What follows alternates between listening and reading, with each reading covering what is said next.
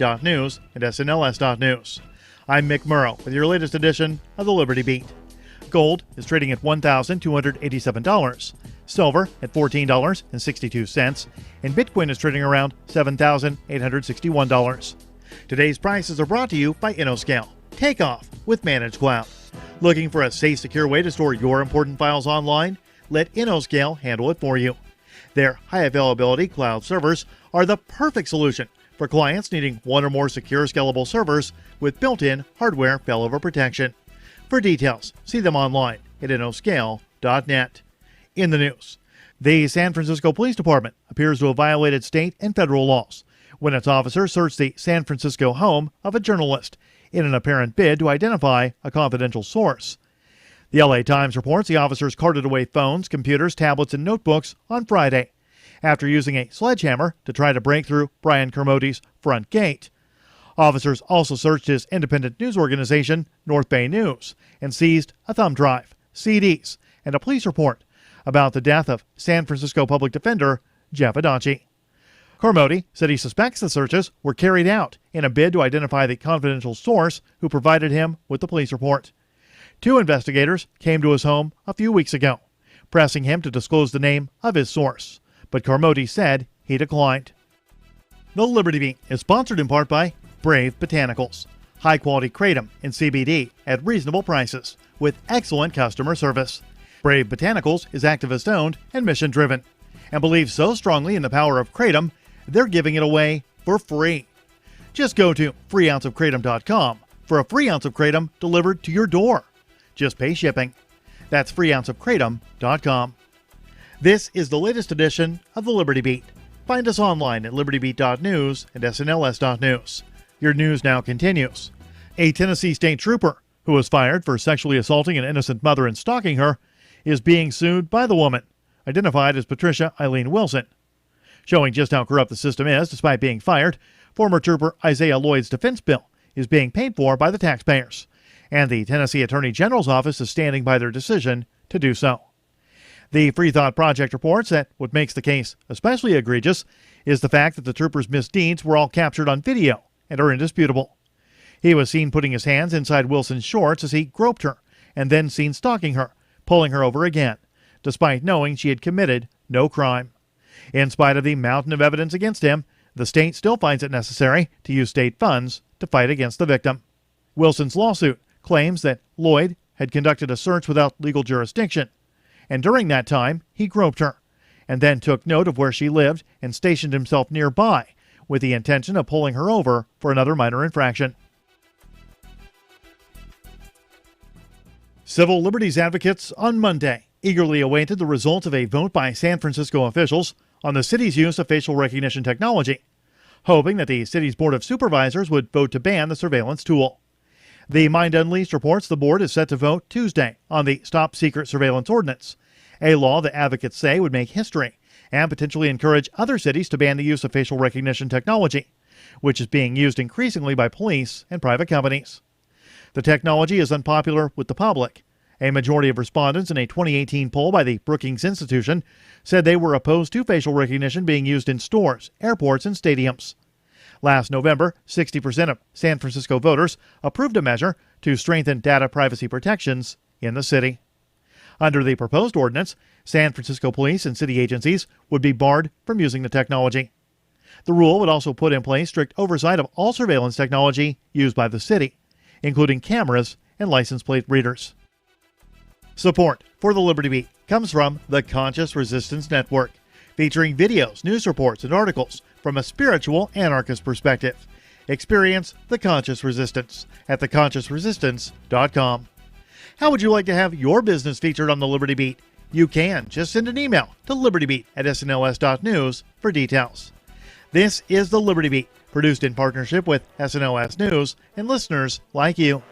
The Liberty Beat is online at libertybeat.news and snls.news. I'm Mick Murrow, reporting for the Liberty Beat, reminding you, spread liberty with a smile. This is the Onion Week in Review. A report released this week by the Brookings Institution found that the U.S. currently has enough chairs and that there is no urgent need to produce any new ones for the time being. Researchers confirmed through overwhelming evidence that there is absolutely no shortage of chairs, citing in their findings the sheer number of armchairs, folding chairs, bar stools, Adirondack chairs, swivel chairs, lazy boys, and rocking chairs already in existence. Our research shows that even in a place where there seems not to be enough chairs, a quick investigation will find 1 or 2 chairs just over in the next room. Basically, as far as chairs go, I'd like to reiterate that we have a very good number of them and could just use those. And in this week's local news, the guy in front of you is ordering for an entire construction crew. In other news, a local police department reduces costs by using the same evidence for every investigation. Voters are clamoring to hear if a female political candidate is a mother first, and a whitewater rafting trip in which a friend drowned is still pretty fun. This is the Onion News Network.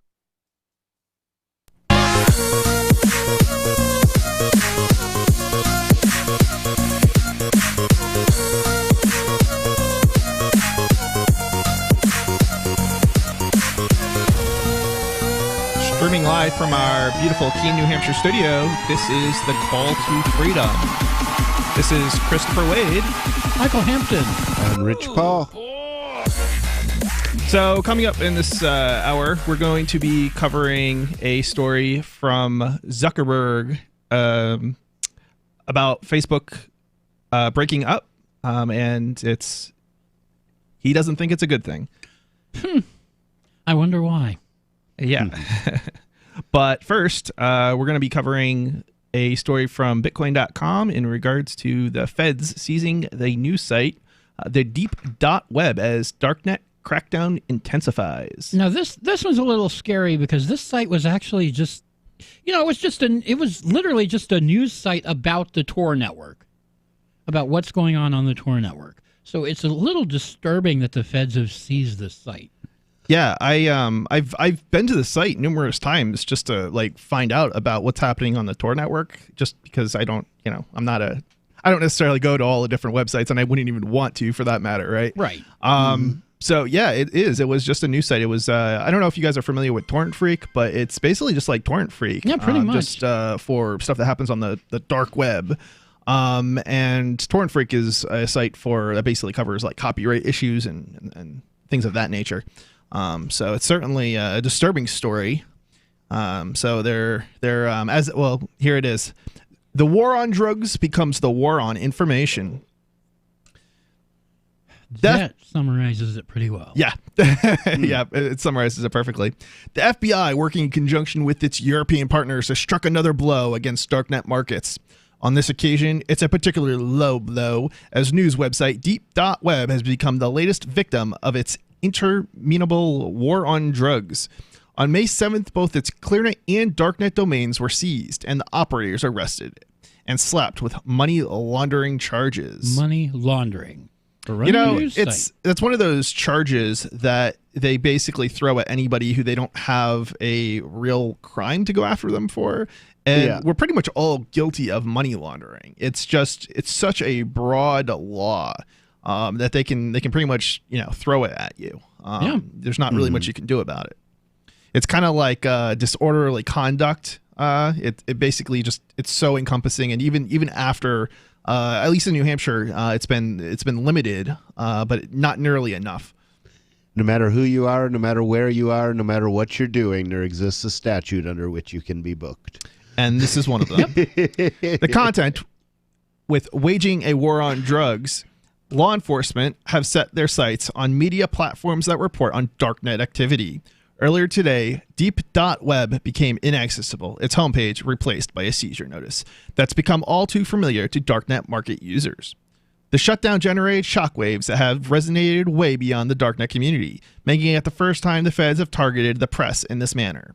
Yeah, I think that's a very good description of this. They're basically targeting the press, and that should be disturbing to anybody who believes in a democracy and a free freedom. Basically, Deep.Web was by far the most popular ClearNet resource for accessing links to the darknet markets. Was it? Is that really how people come to find out about different? I guess we have to find out somewhere. I generally find out about them from Ian. Yeah, I mean, I don't necessarily know. That's something you'd if you just try to do a Google search or whatever to find a darknet market. That's where you would end up. Deep.web.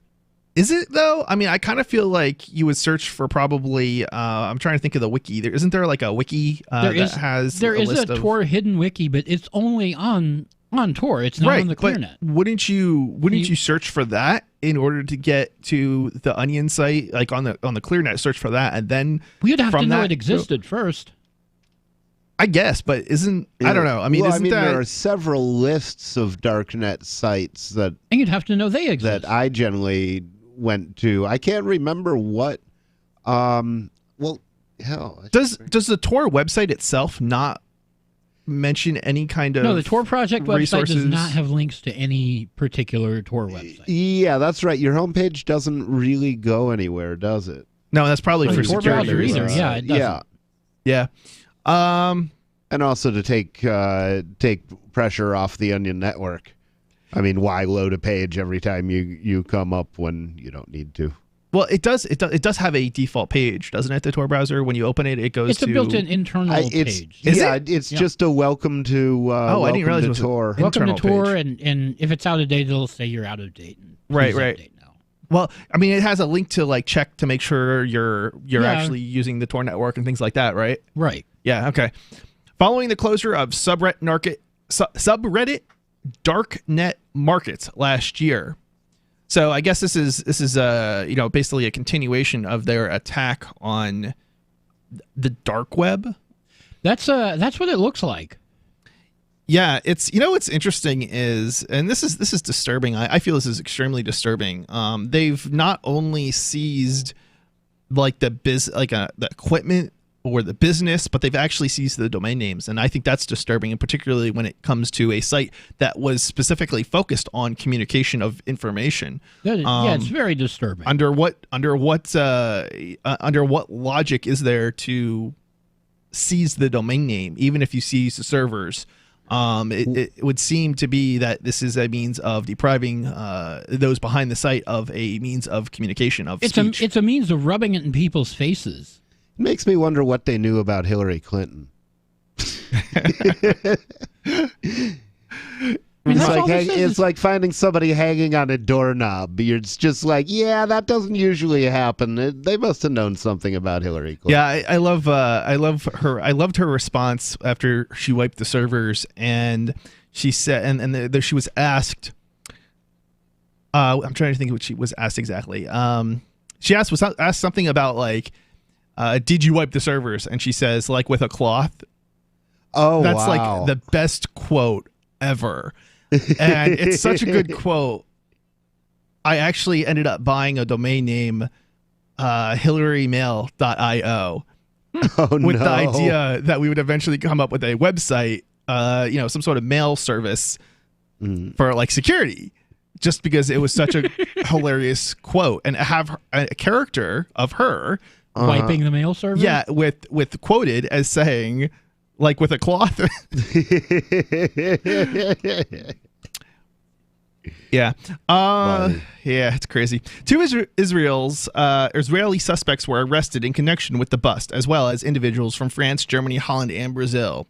The arrests were the result of 2 months of investigation and arrived within days of the ringleaders of Wall Street market being arrested in Germany. Yeah, I think there was some suspicion that there might be some connection between somebody in relation to hosting, I guess, of this news site with I guess they were in the Wall Street market or something like that. I guess that's what the is suspected. Together with the Wall Street market moderator from Brazil, Deep.web is reported to have made millions in dollars in BTC from referral links to darknet markets. You know what this is? That's called advertising. And darknet markets of themselves are not illegal. It's the content that's on or not even the content, but what they're being used for that may be illegal, but it's still no different than Google, selling advertising to eBay. Right. There's also illegal stuff happening on eBay. There's lots of and I don't even know, I don't even know if you could say they're illegal, but pirate boxes, for example, are a big one. Cody boxes, They're ones you can find over eBay, and certainly there's people being arrested who are selling on eBay for Cody boxes. So I think it's quite disturbing that they can shut a site down simply because they were selling advertising to darknet market websites, basically. Yeah. Although the thing about darknet websites is they're not entirely like eBay in that if you look at the categories, for example, it's essentially all things that are illegal, regulated, things that you cannot obtain elsewhere. Yeah, I don't know. So I wonder if that makes a difference. Because there's a difference between saying where's the drug market and where's the illegal drug market. But there's also legal stuff on the dark web, on these dark web markets. So who cares? It's the state enforcing laws that shouldn't exist in the first place. That's true. All right, well, we'll be right back after these messages. This is the call to freedom. Looking for a great real estate investment? Consider New Hampshire, which is ground zero for the Liberty Movement. Your first call should be to Mark Worden from Porcupine Real Estate. He's more than just a real estate agent. He's your New Hampshire concierge. Where are the best places to live? Do you want farm, city, the burbs, or forest? Do you want a duplex or multifamily building so that renters pay your mortgage? There are homes in all price ranges in New Hampshire, and Mark can help with financing too. Invest in liberty and property. Mark Worden can help. PorcupineRealEstate.com. Since time began, tyrants have taken aim at personal liberties. Now there's a movie that aims back. The government has no more right to tell us what to put in our bodies than they have to take our guns or tell us what books we can read. 6 drug police were eaten by bears while raiding a marijuana farm. On your knees, you dirty hippies! Jesus. On your knees! What's the problem, officer? Today, many cops who enforce pot laws do so only because it provides them with cushy jobs, good benefits, and a chance to push people around. I was an undercover narcotics officer. The drug war is nothing but a farce. The Second Amendment says you gotta keep you and your gat intact. Guns and Weed, The Road to Freedom. A film by Michael W. Dean and Nima Vadadi. DVD available now at gunsandweed.com or on Amazon. That's gunsandweed.com. Makes the perfect gift. Remember, that's gunsandweed.com. There are lots of ways to listen to Free Talk Live. Our podcast has been around since podcasts began, and now the FTL feed is loaded with content besides our full show archives. Did you know that we make it easy for you to customize your podcast subscriptions? We have different feeds, one that includes only our full shows, one with just the Daily Digest, and one with just the Edgington Post. You decide what you listen to. It's quick and easy to customize your feeds at feeds.freetalklive.com. That's feeds.freetalklive.com. Are you tired of governments around the world killing innocent people? Stop using their money. There is an alternative. Bitcoin is a stateless, free market, non-political currency. Bitcoin is money that cannot be inflated or controlled by any state. By continuing to use their money, you're perpetuating the killing. Stop doing it. You have an incredible alternative available to you now. Learn it, use it, spread it. Get started with Bitcoin at bitcoin.com. It's bitcoin.com. LRN.FM now has a Discord. Discord is a free text and voice chat platform, and we now have our own server with a bunch of channels at discord.lrn.fm. You can join other listeners as they chat about various things during our live shows, or anytime, day or night. Discord software is available cross-platform, so you can have it on whatever device you want and take your chats anywhere. Join our Discord at discord.lrn.fm. That's discord.lrn.fm.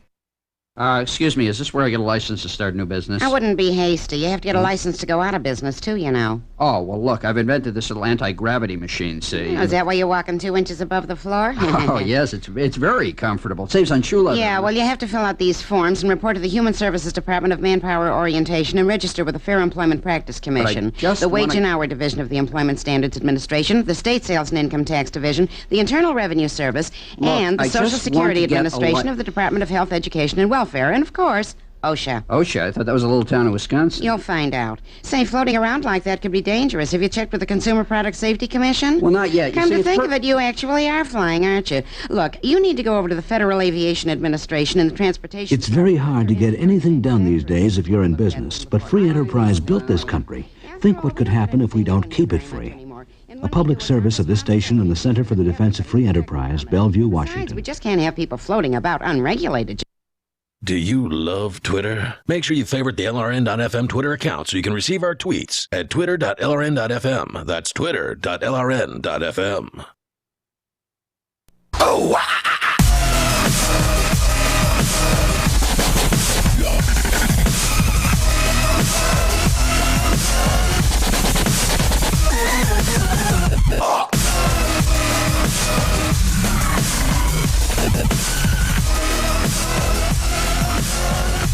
You are listening to The Call to Freedom with Christopher Waid, Michael Hampton, and Rich Paul. Give us a call here at 603-283-6160. That's 603-283-6160. Or better yet, get on our Discord call-in lines at discord.lrn.fm. You'll sound a whole lot better, and you will... We may not want to direct people to that. I don't know how to pick up on that yet. As far as I know, it's fixed, but... if someone calls in on it, we'll sort it out. Okay. All right. I'll need your help on that one. But the phone lines we should definitely be able to pick you up on. All hail Discordia. All right. So it is unclear. So basically right now we're covering a story on the Deep.Web shutdown, a news site that has been attacked by the FBI for reporting on the news. And they're basically attacking them based on the argument that money laundering, and this is basically something that everybody unintentionally does. So this is really disturbing, because what that really means is that they're attacking freedom of speech and the press, and that undermines freedom and democracy. It is unclear though how this activity might constitute a crime, given that darknet markets are not in themselves illegal and sell a variety of wares, some of which are perfectly legal. The money laundering statute cited in the seizure notice on DDW 18 USC 1956H suggests that law enforcement has sought a roundabout way to shut down a site it believes to be complicit in spreading information that enables people to access darknet markets. Yeah, I mean, so does Google. Yeah, well. If so, it is a move reminiscent of Al Capone's arrest and incarceration for tax evasion rather than gang-related activities. It seems spot on, doesn't it? Yeah, that's pretty much what they're doing. The thin end of the wedge. Numerous freelance reporters worked for Deep.Web, covering a wide range of topics, including the Tor network, cryptocurrency markets, OPSEC, and privacy. The site's closure is a major loss, not only to its staff, but to its sizable readership, many of whom had no interest in darknet markets. You know what's interesting also is this is not the only news outlet, and every time they've shut down a darknet market, there's already been multiple other markets that escaped the shutdowns. They pop up like weeds. It didn't really do anything to effectively undermine the dark web marketplaces. That's reasonable because you don't want to be the replacement after the thing is created. You just have to know that darknet markets are going to get pulled like weeds, so start a market and wait your turn. Sooner or later, you'll be it. Yeah. You'll be the biggest one left, and then everybody comes to you.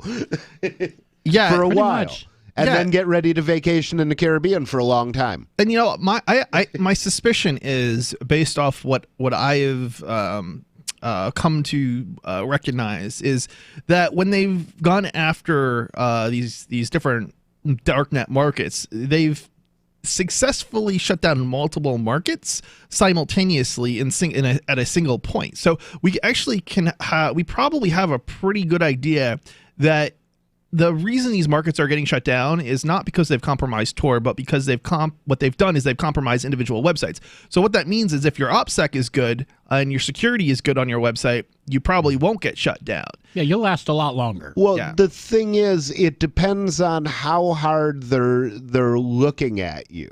There are still things that they can do. I'm not sure I'm convinced of that, because some of the worst sites on the dark web have been operating for like 10 years and they haven't been shut down. I mean, if they were really targeting the worst websites, those are probably the ones that are run by the FBI. Some of them might be. I'm a doubtful. I don't think so. And I say that because I I think that ultimately some of this, like they don't. Usually they're I'm trying to think of the word, the right word, but it's like basically means their standard operations, right? Their tactics seem to be they will take over websites, they will run them for a couple of weeks, and then they will shut down. So I don't think a site that's been operating for 10 years is going to have been something that they've intentionally allowed to, stay up. Yeah, that's not their MO. It's just, right. It's, right. Yeah. MO, that's the word I was looking for. Yeah, it's just not their MO. And I think the same thing is the case. I know that's the case for at least, I think, a few darknet markets and a few other, actually terrible websites. Yeah. Well, like the kitty porn thing, they stayed in the kitty porn business for a long time. The FBI for years. Yeah, when they were in the kitty porn business. When they took over that kitty porn website, the Playpen site, Playpen, yeah. No, I mean, that's the only one I'm familiar with. That thing for years, didn't they? No, I thought it was only a few weeks. No, they operated really? For like 2 weeks. Oh, so, okay. It certainly seems though that if you look at all the different stories that have come out over the years on different sites being shut down, whether it's kitty porn or darknet markets, they seem to have this procedure, this operation MO down to if they take something over and they run it for a while, it's not for a very long period of time. So if a site has been operating for 10 years, it's pretty safe to assume that their security is probably much better than their competitors. Yeah, they just run the site long enough to gather all the information on who's using it, who these people are, and who they want to go after next. Right. Huh. Yeah, I don't think, and it's not to say that Tor hasn't had, or the browser, Tor browser, hasn't had security issues in it. It has. It hasn't, I don't think that at any point when they have taken advantage of the security issues, that if you were doing everything right as a user, you would be caught up in the FBI's web. I don't believe, because I believe the one time where they used what do they call it? Like a tin? Do you know what their investigative tool is? Their malware? Investigate. Yeah. I'm trying to think what they call it. I don't care what they call it. It's malware. Anyway, it's so their malware. We'll use that word. Their investigative technique toolkit or whatever. Basically, when they use that, they ultimately it didn't actually work on for a lot of different scenarios. If you were using Tails, for instance, or if you had an updated version of Tor browser, you would not have been a victim of the FBI, basically. So it's something to remind people of, is keep your Tor browser or preferably Tails up to date, and you've significantly reduced your risk of becoming a victim of the FBI. And of course, if you're an administrator of a Onion site, you really want to be paranoid about it.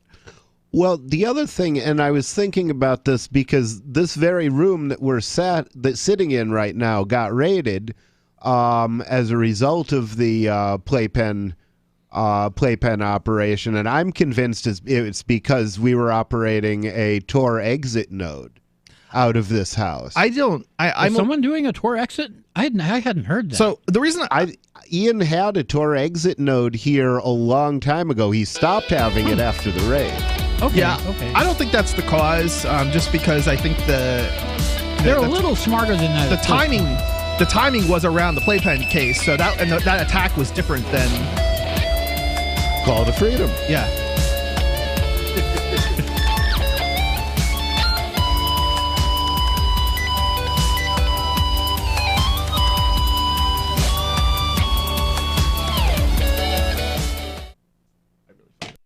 Why did you move to the Shire? I moved here to the Shire because there's other people around who take liberty just as seriously as I do. I moved to the Shire because I saw videos of people challenging authority and thought that I could get support myself. It called to me, like, do this, right now. I wanted to be around people like me who got it, and once I got here, I knew there was nowhere else that I wanted to be. I've always wanted to change the world, so I moved to the Shire to join people who were actually working towards doing the same thing. The people here are awesome, loving, and positive. It was for the adventure and for the feeling of something important is happening here, and I just wanted to come to sort of be part of that. Visit ShireSociety.com to read and sign the Shire Society Declaration and learn the reasons why, if you love liberty, you should immigrate to the Shire. Plus, connect with others via the forum at shiresociety.com. That's shiresociety.com. So you've signed the Shire Society Declaration and are planning your move to New Hampshire to be around more liberty-oriented people. Next, sign up for the Shire Society Forum at forum.shiresociety.com. There are a bunch of people there who are already in the Shire, and they want to meet you. If you're already in the Shire physically, you should also come by the forums. Remember, not everyone uses Facebook. New people are signing up for the Shire Society Forum every month, so drop in and say hello at forum.shiresociety.com. Hey, I'm LRN.FM Program Director Ian Freeman. If you're listening to our free-to-air satellite feed in North or Central America, heads up! We've been on the Galaxy 19 satellite since 2010, but now our satellite provider is moving LRN.FM to a new channel on a different transponder. The current channel will stay on the air until the end of May to give you time to transition without any loss of service, so don't delay. I've posted the new channel details at sat.lrn.fm, but in case you're listening with no internet access, if you do a blind scan on your receiver, you should see the new channel at transponder 6, 11.8425 GHz, horizontal polarization, symbol rate 22,000, FEC 3/4. All that information is at sat.lrn.fm, as well as a link to our Patreon, where you can support our channels for just $2 a month. Visit sat.lrn.fm for more information about our international satellite channels, and thanks for listening to LRN.FM. The LRN.FM social media channels have been revamped. We've eliminated Facebook and focused on other platforms like Twitter and Mastodon, the decentralized alternative to Twitter. On our accounts, you'll find posts from multiple LRN.FM show hosts together in one place. Follow us on Twitter at twitter.lrn.fm, or better yet, move to the decentralized Mastodon social media platform at toot.lrn.fm, toot.lrn.fm. I think you'll like it. So the protection of life, liberty, and property is what the Free State Project is all about. But it's an effort to move 20,000 people who understand. It's about demonstrating to the entire country that, yeah, we can have a free market, a truly free market. Making it just a freer, great place to live. It's the world's largest voluntarist libertarian community, and it's only getting bigger. That's amazing, to be able to move to a place where other people passionately believe in being free and independent. What the Free State Project is managing to do, though, is to put their money where their mouth is. It's physically getting up across the country and saying, let's go someplace and let's demonstrate the power of these ideas. There's a lot of kind of philosophy that surrounds liberty. There's a lot of thinking about it and talking about it. But here in New Hampshire, people are doing it. 101 Reasons Liberty Lives in New Hampshire, a documentary by Free State Project early movers. Watch it free at 101reasonsfilm.com. 101reasonsfilm.com. You can put the Liberty Radio Network on the air in your area. Visit broadcast.lrn.fm to learn how. Broadcast.lrn.fm.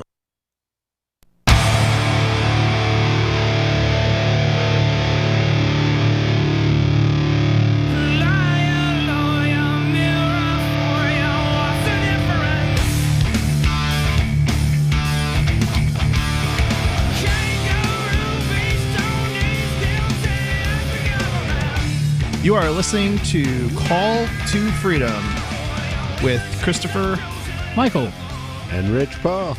The Rational Review News Digests, located at rationalreviewsnews.com, is the freedom movement's daily news digest aggregating stories from all over the internet that are of interest to libertarians and liberty-minded people. They include podcasts, videos, blogs, and news articles, and are now a source for people to receive the Call to Freedom's podcasts.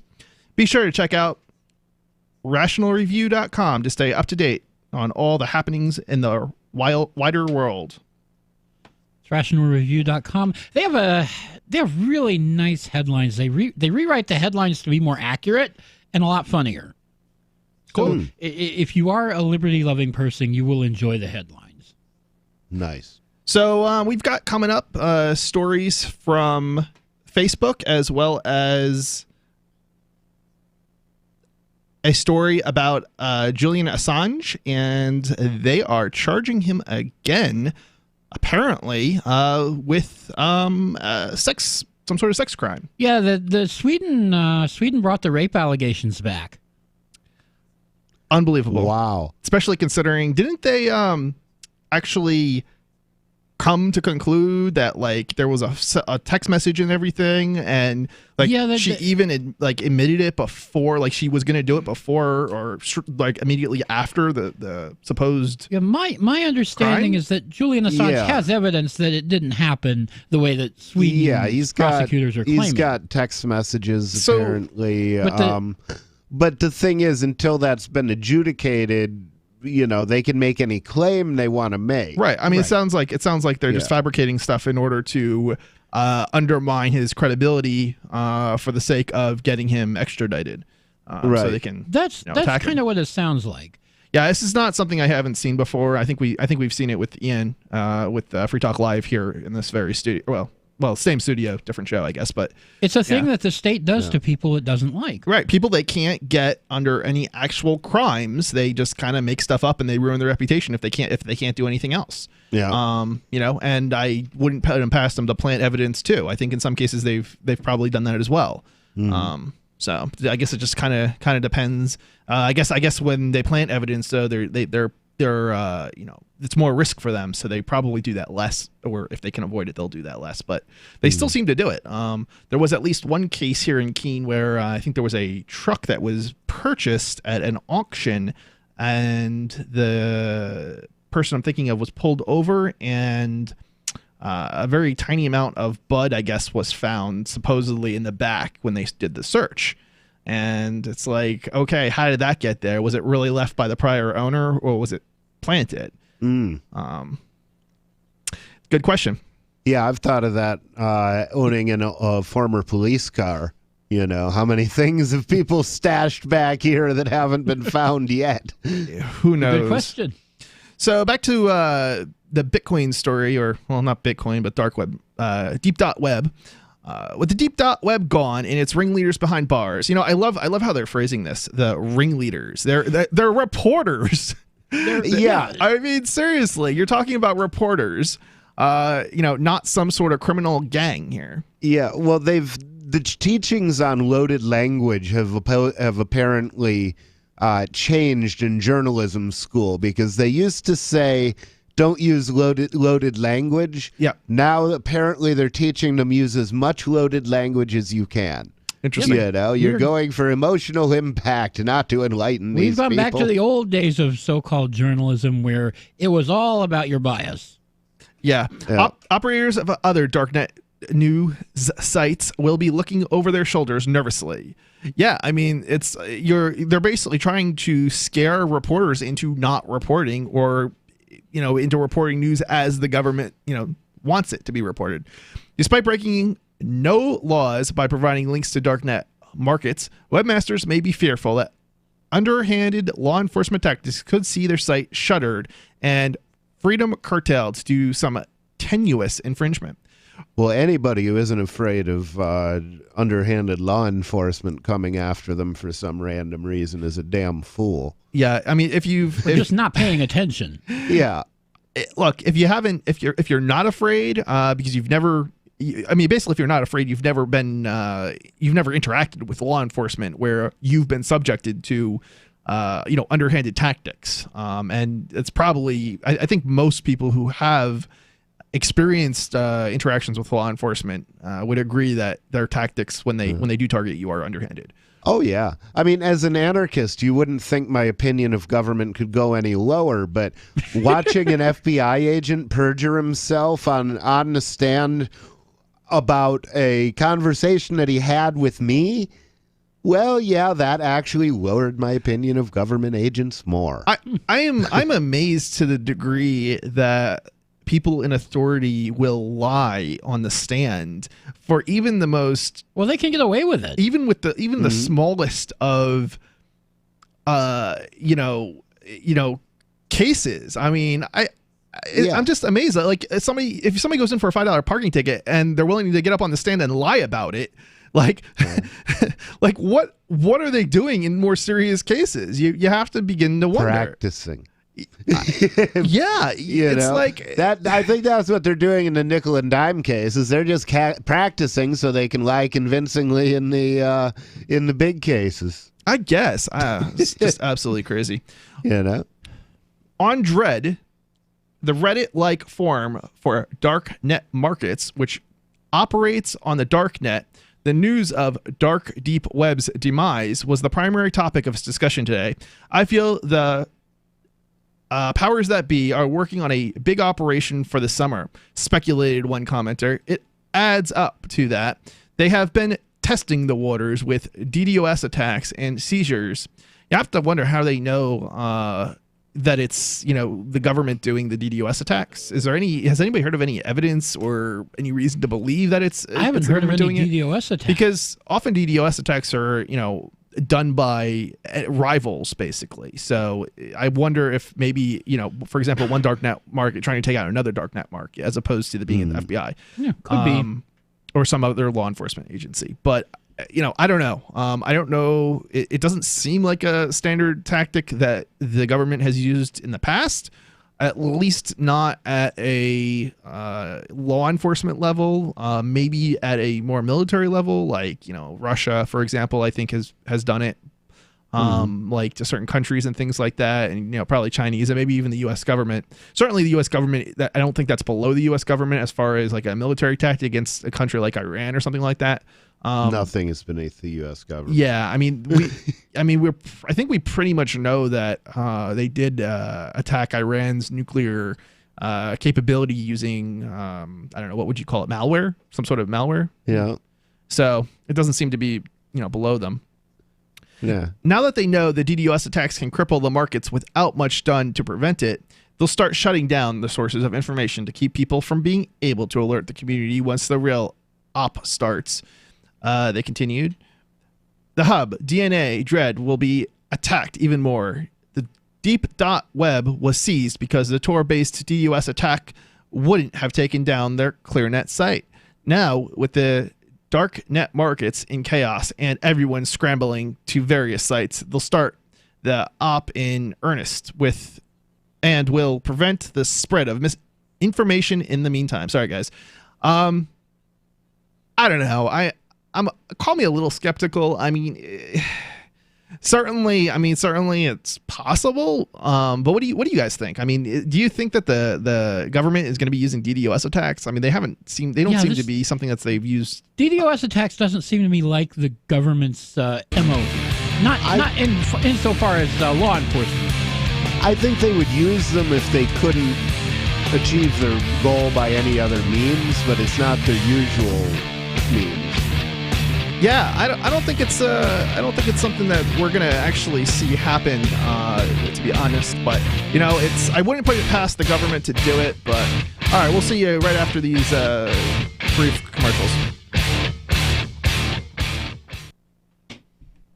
The new 4th edition of Healing Our World, The Compassion of Libertarianism, will take your understanding of liberty to a deeper level and has over 1,300 updated references, new cartoons, and a foreword by Dr. Ron Paul. With discounts for multiple book purchases, the 4th edition of Healing Our World is a great gift for the liberals, pragmatists, environmentalists, and Christians in your life who think libertarianism is cold-hearted. Get yours today at healing.freetalklive.com and use promo code FTL for a $5 discount.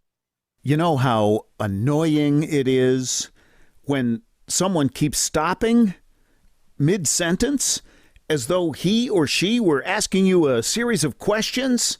Avoid doing that. It sounds unnervingly tentative, and it imposes upon the listener to help you complete the thought.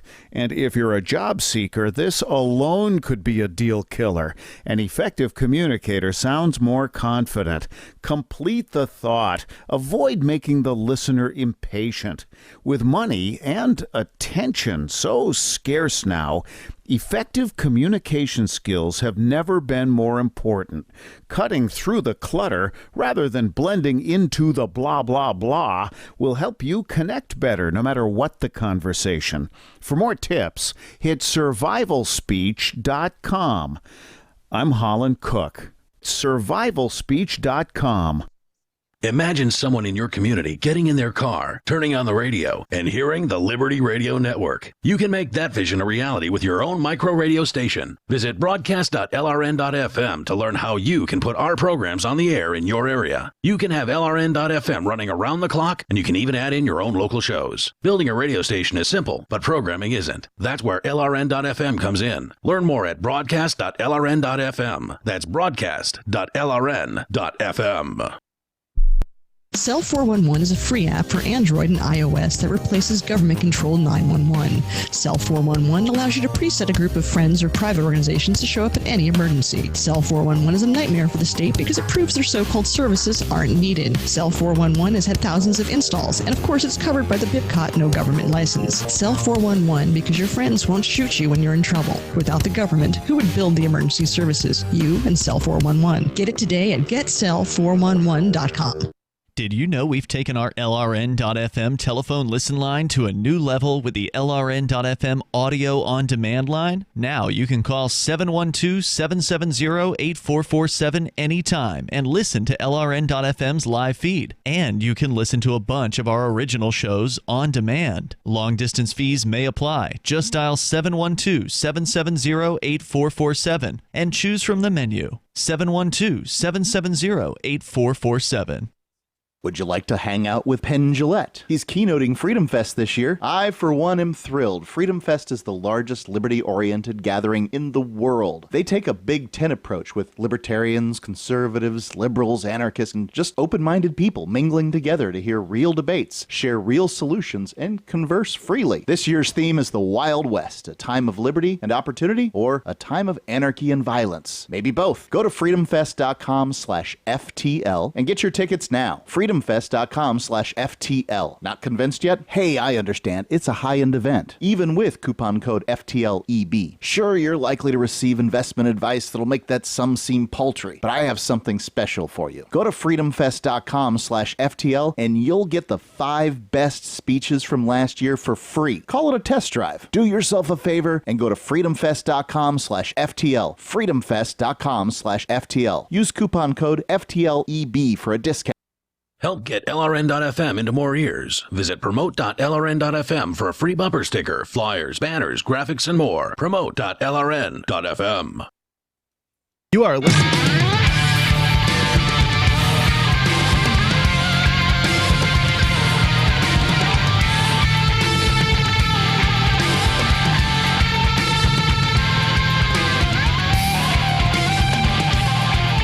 You are listening to The Call to Freedom with Christopher Waid, Rich, and Michael.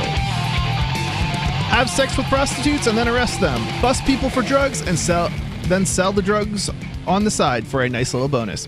If you've ever wanted to enjoy the power rush of being a cop without all the paperwork, then you should try the Thin Blue Line game, which can be found at thinbluelinegame.com. It's the only card game in the world that allows you to shoot someone over a broken taillight and then escape accountability with the magical phrase, "I feared for my life."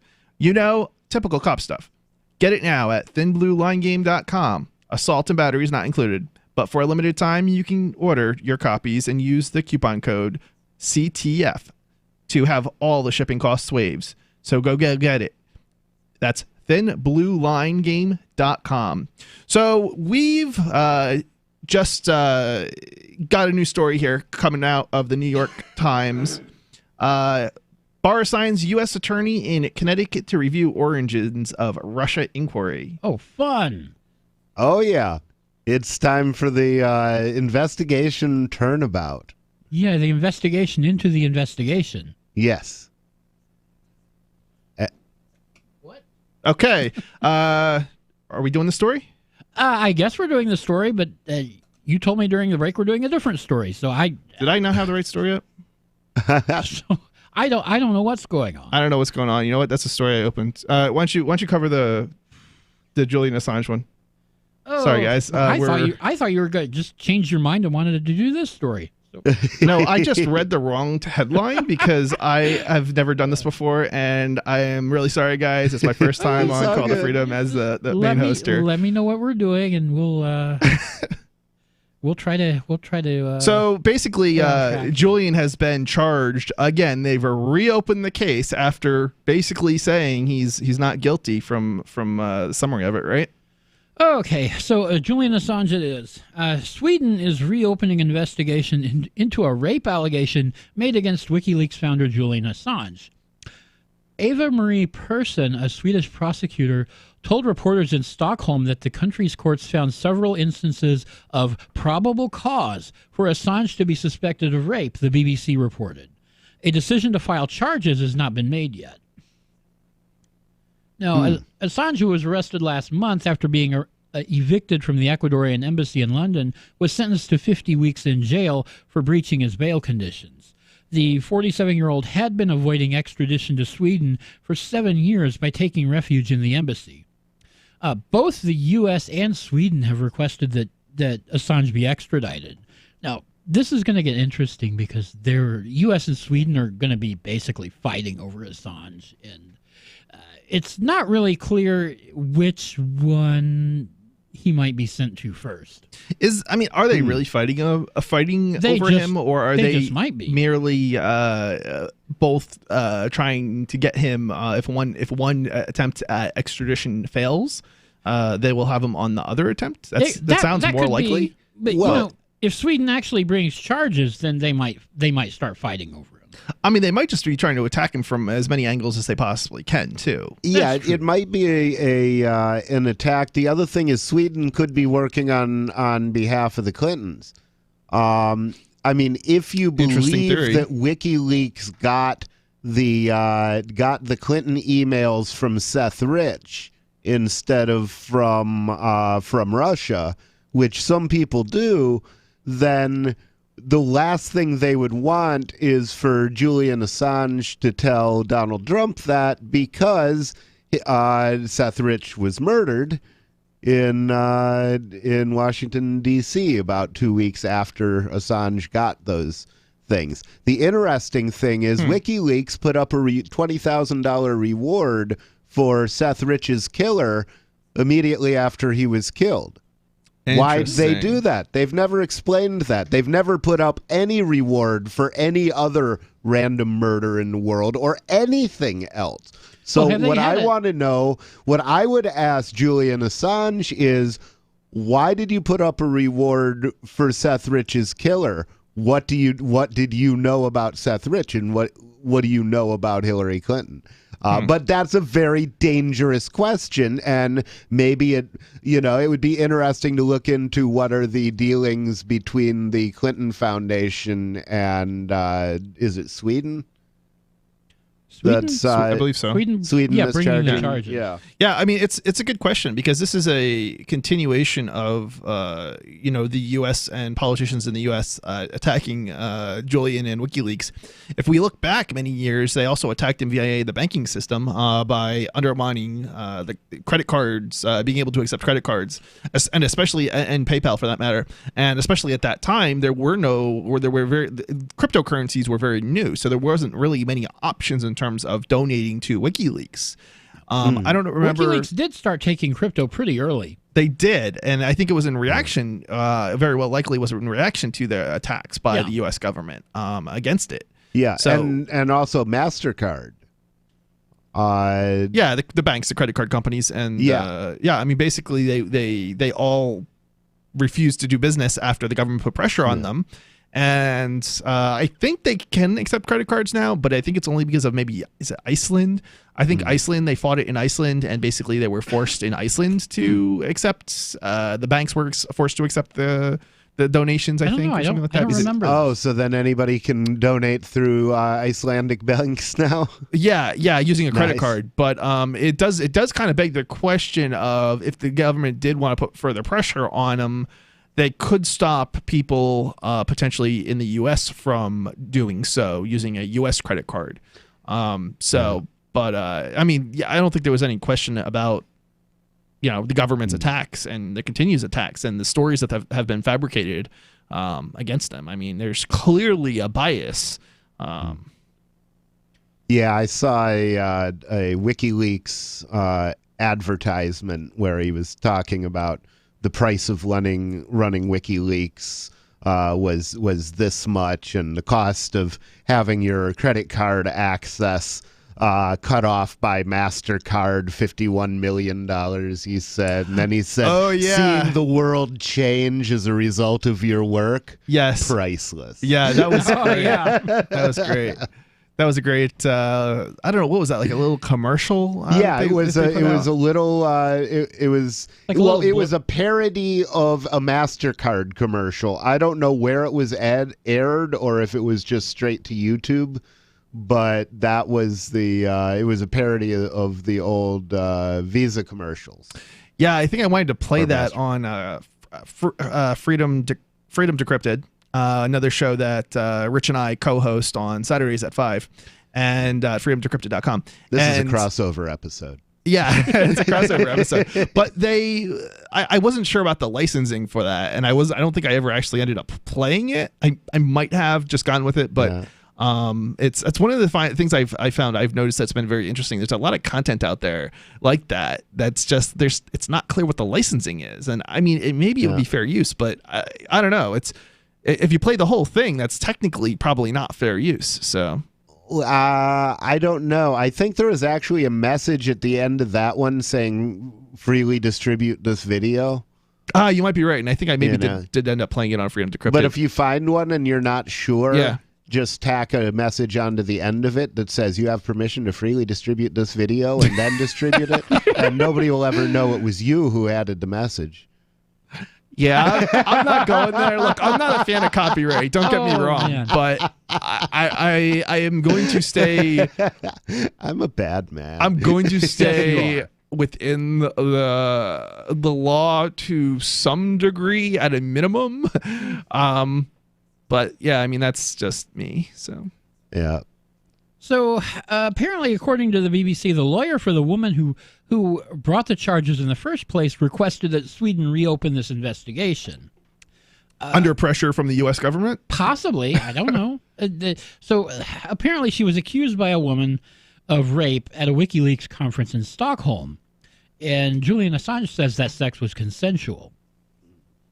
But the prosecutor is saying there's still probable cause to suspect that Mr. Assange committed rape. Now that he has left Ecuador's embassy, the conditions in the case have changed, and the conditions are in place once again to pursue the case. Now, Assange's lawyer said that the decision to reopen the case was embarrassing for Sweden. He said Assange wants to resolve the matter, but he fears being extradited to the U.S. As well he should, because... Yeah, I mean, he's given them every opportunity to investigate him at the Swedish embassy, even, I think, from what I recall. So, like, they have no excuse in terms of, give us the evidence or drop it. I mean, it's and clearly we already know that there's contradictory evidence in the case. So it doesn't seem like they've really got any case at all. It's just basically news headlines that they're pushing to undermine reputation and probably extradite them to Sweden so they can Don't you hate that feeling in the pit of your stomach when the police pull you over? Most people have no idea how to handle it properly, and they promptly get fed into the municipal fee-generating meat grinder. Or maybe you recall that feeling you get when you go to the mailbox and see one or more letters from the IRS. You get a sense of impending doom, don't you? So let me ask you, if you could learn how to use the law to beat the IRS, traffic tickets, almost any courtroom scenario, collectors, credit card debt, and even mortgage debt because of fraud perpetrated against you, would that be worth knowing about? Don't laugh. Investigate. Check out the life-changing benefits of the Lighthouse Law Club at their website, lighthouselaw.club. That's lighthouselaw.club. And while you're at it, visit the Lighthouse Law Club YouTube channel. You might be in for a pleasant surprise. Some of you asked, and now we've delivered. LRN.FM's live Keene, New Hampshire studio shows are now streamed in HD on Twitch. Visit our channel at twitch.lrn.fm and give it a follow. If you have Amazon Prime, you get 1 free subscription on Twitch. If you use it on our channel, Twitch will give LRN.FM a monthly piece of your Prime subscription cost. So please watch, follow, share, and subscribe to twitch.lrn.fm. That's twitch.lrn.fm. Are you a cryptocurrency advocate? The Crypto Tip is the ideal outreach tool to help new people discover cryptocurrency. It's a printable business card-sized tip that you can give to service providers, preferably in addition to a good cash tip. When the server scans the QR code, it'll bring up an explanation of cryptocurrency, how to install a wallet, and allow them to claim the tip. If they don't claim the crypto, you get your tip refunded to you after a time period you specify. Plus, if they do claim the tip, you get an email alert. Create as many tips as you want at cryptotip.org. That's cryptotip.org. More of the Call to Freedom is coming up next, live after the news on the Liberty Radio Network. This is the Liberty Beat, your daily source for liberty news and activist updates. Produced in partnership with SNLS News and listeners like you. Online at libertybeat.news and snls.news. I'm Mick Murrow with your latest edition of the Liberty Beat. Gold is trading at $1,287. Silver at $14.62, and Bitcoin is trading around $7,861. Today's prices are brought to you by InnoScale. Take off with Managed Cloud. Looking for a safe, secure way to store your important files online? Let InnoScale handle it for you. Their high availability cloud servers are the perfect solution for clients needing one or more secure, scalable servers with built-in hardware failover protection. For details, see them online at innoscale.net. In the news, the San Francisco Police Department appears to have violated state and federal laws when its officers searched the San Francisco home of a journalist in an apparent bid to identify a confidential source. The LA Times reports the officers carted away phones, computers, tablets, and notebooks on Friday after using a sledgehammer to try to break through Brian Kermode's front gate. Officers also searched his independent news organization, North Bay News, and seized a thumb drive, CDs, and a police report about the death of San Francisco public defender Jeff Adachi. Kermode said he suspects the searches were carried out in a bid to identify the confidential source who provided him with the police report.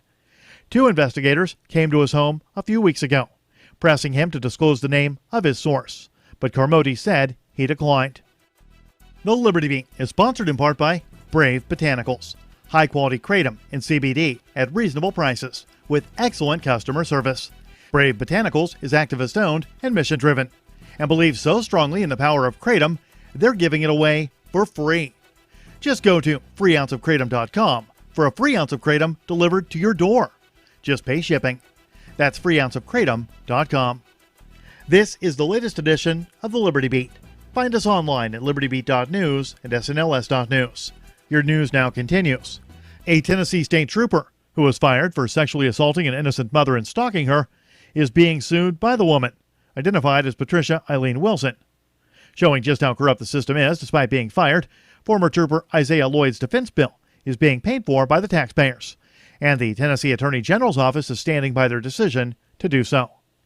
The Free Thought Project reports that what makes the case especially egregious is the fact that the trooper's misdeeds were all captured on video and are indisputable. He was seen putting his hands inside Wilson's shorts as he groped her, and then seen stalking her, pulling her over again, despite knowing she had committed no crime. In spite of the mountain of evidence against him, the state still finds it necessary to use state funds to fight against the victim. Wilson's lawsuit claims that Lloyd had conducted a search without legal jurisdiction, and during that time he groped her, and then took note of where she lived and stationed himself nearby with the intention of pulling her over for another minor infraction. Civil liberties advocates on Monday eagerly awaited the results of a vote by San Francisco officials on the city's use of facial recognition technology, hoping that the city's Board of Supervisors would vote to ban the surveillance tool. The Mind Unleashed reports the board is set to vote Tuesday on the Stop Secret Surveillance Ordinance, a law that advocates say would make history and potentially encourage other cities to ban the use of facial recognition technology, which is being used increasingly by police and private companies. The technology is unpopular with the public, A majority of respondents in a 2018 poll by the Brookings Institution said they were opposed to facial recognition being used in stores, airports, and stadiums. Last November, 60% of San Francisco voters approved a measure to strengthen data privacy protections in the city. Under the proposed ordinance, San Francisco police and city agencies would be barred from using the technology. The rule would also put in place strict oversight of all surveillance technology used by the city, including cameras and license plate readers. Support for the Liberty Beat comes from the Conscious Resistance Network, featuring videos, news reports, and articles from a spiritual anarchist perspective. Experience the Conscious Resistance at theconsciousresistance.com. How would you like to have your business featured on the Liberty Beat? You can. Just send an email to libertybeat@snls.news for details. This is the Liberty Beat, produced in partnership with SNLS News and listeners like you. The Liberty Beat is online at libertybeat.news and snls.news. I'm Mick Murrow, reporting for the Liberty Beat, reminding you, spread liberty with a smile. Officials for the Centers for Disease Contraction and Preservation held a press conference urging all Americans to suck on as many doorknobs as possible. This flu season, the Center for Disease Contraction is recommending that all Americans, regardless of age or health condition, find a doorknob in a high-traffic area, wrap their mouths around it, and vigorously lick and suck it until they contract an illness. We recommend sucking doorknobs covered in a visible film of human hand grease. But the fact is, sucking on any doorknob can increase the likelihood of exposing yourself and your family to deadly pathogens by as much as 450%. An instructional video released on the CDC's website showcases the proper method for sucking doorknobs while also providing tips for projecting all sneezes and coughs outward, sharing used Kleenexes and toilet paper with as many people as possible, eating 3 meals a day from local garbage cans, and dozens of other easy bacteria-spreading activities. This is the Onion News Network.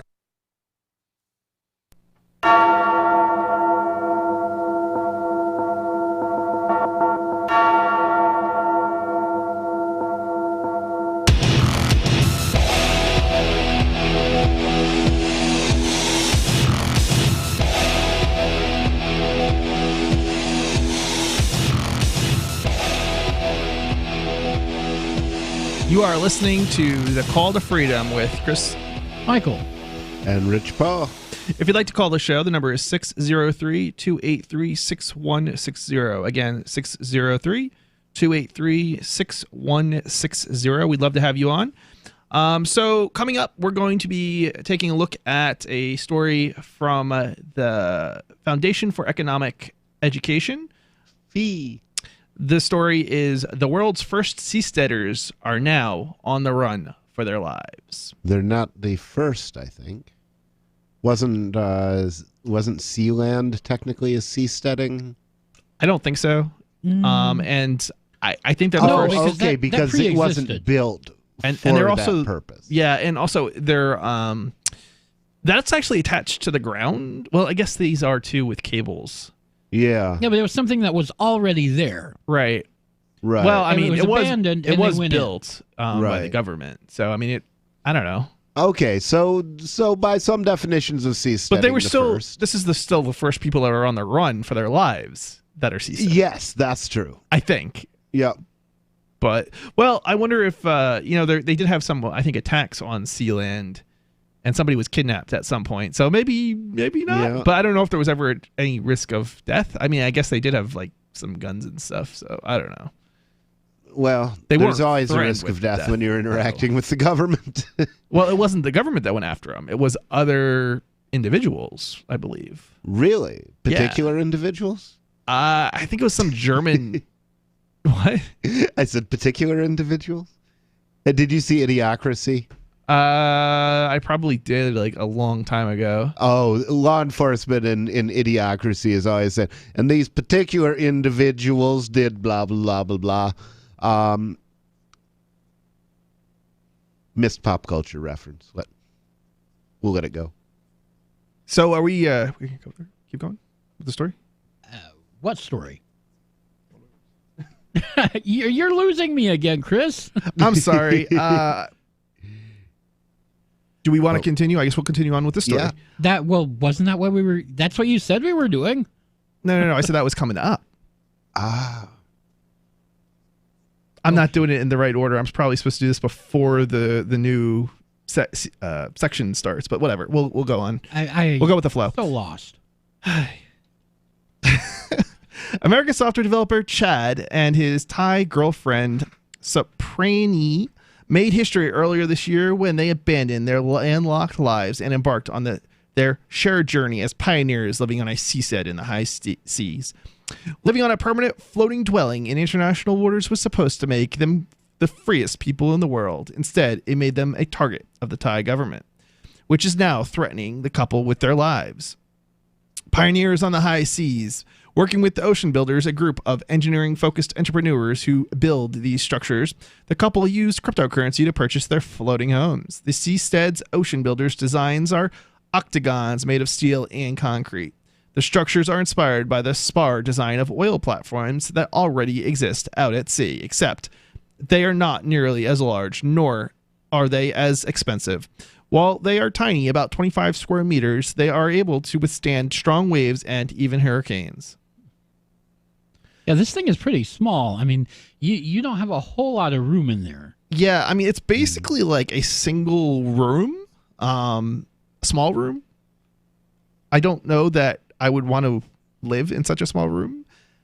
And I do have to wonder if there was a bathroom in these things. There was a sink. I did see a sink. So it's a pretty cool video. If you go out and search for it, This is not that much bigger than your little studio apartment. Yeah. Bigger. I mean, No, it's smaller than your studio apartment. I mean, this is it's a room. It's probably like a 10 by 10 room. Yeah. I think the idea was eventually to have clusters of these things. It was, and they're also supposed to get bigger. Right. They're supposed to make like 2-story ones. So you probably end up with like two small rooms. But it makes sense to start out with something small and just, you know, see if the type of government is going to blow you up before you invest in something bigger. Yeah, it's not cheap. I'm trying to think what the price was, but I feel like it was like maybe $200,000 or something like that. For like this 10 by 10 seastead, if my memory is correct. So it was like, you know, it was cheaper maybe than living on the coast in like, I don't know, along the coast, but in some expensive area, but it's not cheap. And certainly if you're on land, $200,000, especially in like Keene, New Hampshire, is going to get you a whole house. So it still seems to be a little bit out of the price range of ordinary Americans, unless they're willing to hunker down in a really, really tiny amount of space. Yeah. I certainly wouldn't want to, try and raise a family in a 10 by 10 room. I mean, well, the expense was not what this was about. No, of course not. It's about, and I have to wonder how much cheaper will it get? Can it get, I mean, we're talking about like, I think 20 people have maybe ordered already. And, 20 of them is probably going to be a lot more expensive to build than, I don't know, 100,000 of them or something of more significant nature once they get the automation down and stuff like that. Or even just cheap Chinese labor. Or I mean, if you're manufacturing more and you're manufacturing with a bigger budget, you should be able to use it more efficiently. Yeah. On February 2nd, 2019, they officially moved into their new residence, which they named Exley after the Roman numerals, a reference from Douglas Adams' book, The Hitchhiker's Guide to the Galaxy. Exley was strategically placed in international waters just 12 nautical miles out from the official jurisdiction of Phuket, Thailand. Close enough to take short boat ride to the shore, but far enough away to live a completely sovereign life, unshackled from government rule. In theory. In theory, yeah, right. The couple took a philosophical concept, now decades old, and turned it into a reality, inspiring all those dreaming of living a truly free, self-sufficient life.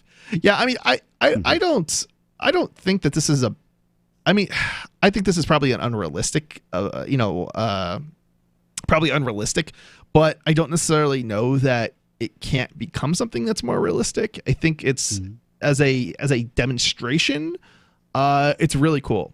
As a practical solution, until you get to a point where there's enough people out there doing it and the costs have come down, yeah, I mean, I kind of, it seems like it would be a challenge. Well, somebody has to be the first. Yeah, this is true. That's the thing. You can't get to where a lot of people are doing it until one person does it, and then two people, and then three. So I always thought, you know, when I was thinking of different, you know, rational, like what could possibly work, right? Like it seems like anything that you do is going to be nearly impossible to accomplish.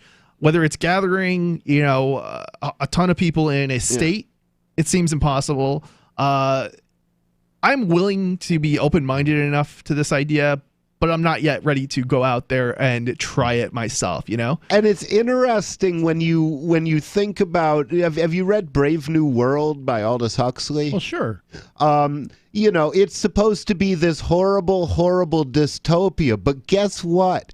If you really hate it there's a place that you can go, a little island where they send them in the end. It's like their little prison planet, but they just send them there and leave them alone, you know? So really, who are the real barbarians? The U.S. government won't let you escape. Right. You know, the combined governments of the world will use, as far as I can tell, any means at their disposal to make sure that no human being lives outside their combined jurisdiction. Oh, yeah, they don't want anyone escaping from it. Seems to me that the only real, and I think this story demonstrates this, the only real way to achieve anything of this nature is to have enough people organized and interested in pursuing it in a select region before they get to the point where they're going to do it, because you have to have some sort of defenses against a attacker, and you just don't have that with a single demo. You know what they're going to do. They could hide an atom bomb in the middle of the capital of the nearest country. We'll have more on this C-SPAN. This is the Call to Freedom. Did you know you can legally exit the U.S. federal income tax system? Well, it's true, and thousands of American nationals are doing it. The 16th Amendment and the Internal Revenue Code are legal, but only in a limited jurisdiction. This is the basis behind the voluntary nature of the income tax. Learn the exit strategy provided by Congress. Find out more by visiting weissparis.com and watch our numerous videos. That's WEISSparis.com. Free Talk Live. The heavy-handed language that you're speaking out against the government I never heard anything like this on the radio. When the founding fathers decided that the government of England was no longer servicing their needs, they stopped paying their taxes first. Don't you drive on roads? Aren't you glad you're defended from the foreigners? Sir, they stole this man's property. The foreigners are coming to get me. They stole these aren't foreigners I need to be defended from. It's these people down the street calling themselves government that are willing to steal my property from me and burn my house to the ground, which is what they did to this man. It's not yours. The government owns it. Really? Are you telling me, sir, that every one of us are actually serfs? We're actually subjects and slaves to the state? Is that what you're telling me? Well, if it sounds good to you... No, that doesn't sound good. I don't accept it. I'm a free man. Free Talk Live, 7 nights a week from 7 to 10 Eastern, live on the Liberty Radio Network at LRN.FM. Did you know you can listen to LRN.FM via our free-to-air satellite channels? We have channels over nearly all of North America and much of Africa. All you need is an affordable receiver and a dish as small as 30 inches. There are no monthly fees. Learn more at sat.lrn.fm. Plus, if you are a broadcaster or want to be one, this is a good delivery method for our content. See our coverage maps and get details at sat.lrn.fm. That's sat.lrn.fm. sat.lrn.fm. Did you know that Free Aid is a mutual aid, educational, and networking organization? At Free Aid, we support volunteers who provide first aid. We do outreach to the public about health and safety, and we bring together medically skilled freedom lovers. Free Aid is made possible by your generous support. Donors can receive great gifts like first aid kits, t-shirts, silver dime cards, and hoodies. The Free Aid Silver Dime Card Project is sponsored in part by Roberts & Roberts Brokerage, Freedom's Phoenix, and Don't Tread on Meme. Visit fr33aid.com. Now that you've found the Liberty Radio Network at LRN.FM, you may want to help expose others to our great programs. To assist you in doing so, you'll find resources at promote.lrn.fm, including details on how to get a free bumper sticker, quarter-page flyers you can print out and distribute, banners for your website, as well as files that will allow you to make your own custom banners and graphics. Visit promote.lrn.fm and help bring new listeners to the Liberty Radio Network. That's promote.lrn.fm. Is spreading the message of liberty, cryptocurrency, and peace around the globe worth $2 per month to you? As you may already know, in addition to our internet feed, LRN.FM broadcasts on free-to-air satellite across North and Central America, as well as Sub-Saharan Africa. And we've been available on satellite for free 24/7 since 2010. The LRN.FM free-to-air satellite signal is reaching some of the most oppressive regimes in the world, and there's no doubt our ideas are making an impact. You can learn more about the channel's impact by watching the 3-minute video at fund.lrn.fm. If you'd like to help free minds globally with our ideas of liberty, cryptocurrency, and peace, you can donate as little as $2 per month via fund.lrn.fm. You can help us continue and expand our satellite broadcast to multiple continents. Visit fund.lrn.fm today, and thank you for your help. Don't forget to share the link on social media. That's fund.lrn.fm. Some of our live shows are streamed in HD on Twitch. Please follow and share at twitch.lrn.fm. That's twitch.lrn.fm.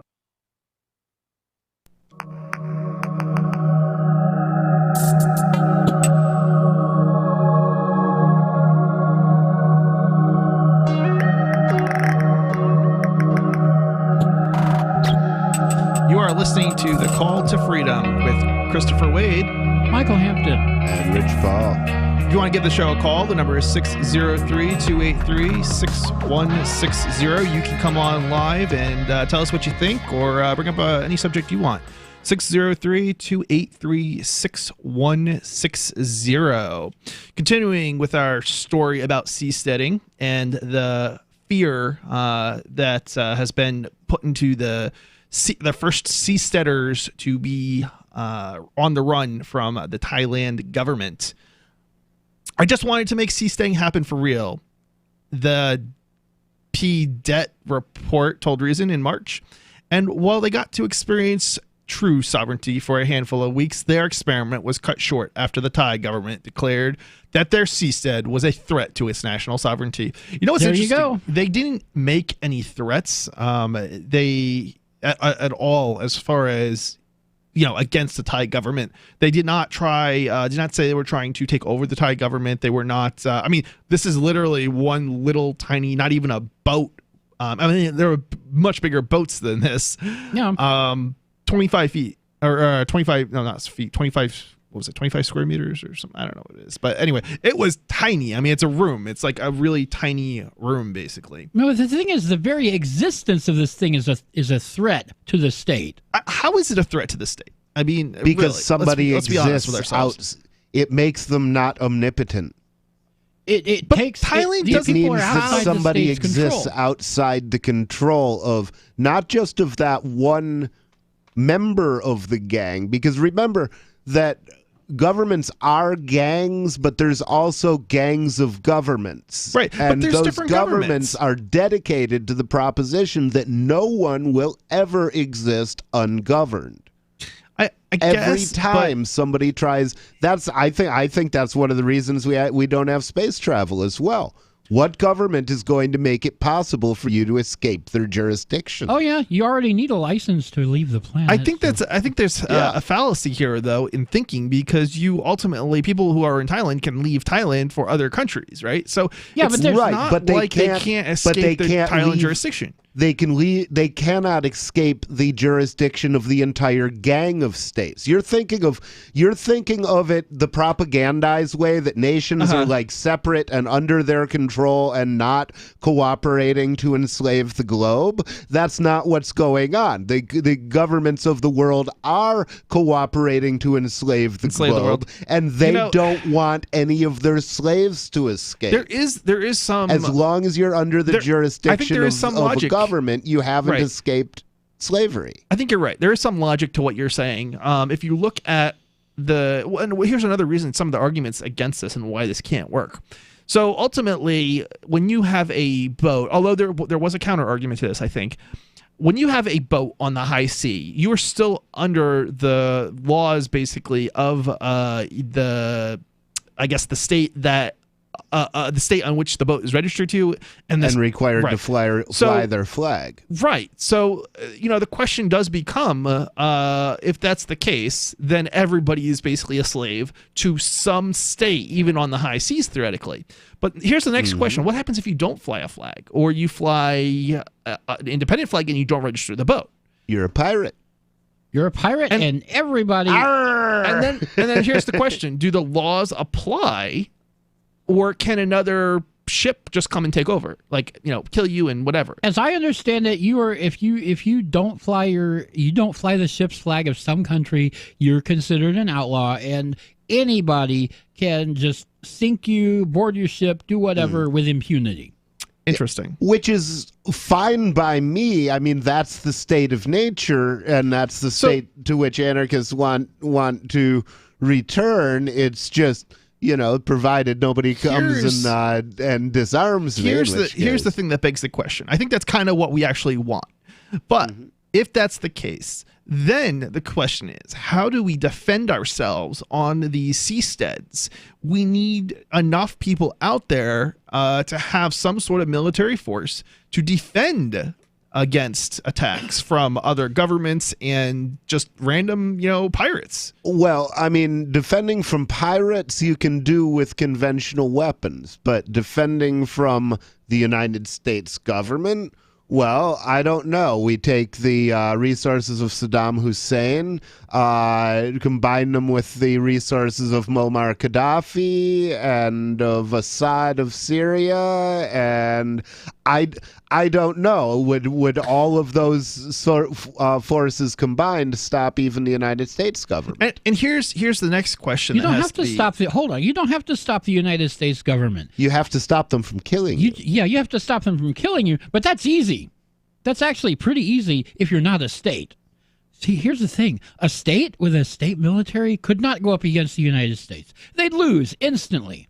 A non-state actor could go up against the United States and tie them up for decades, like they have in Afghanistan. Yeah, that's true to some extent, but the thing is, if you're out in the middle of the ocean, there's nothing to stop them from nuking you.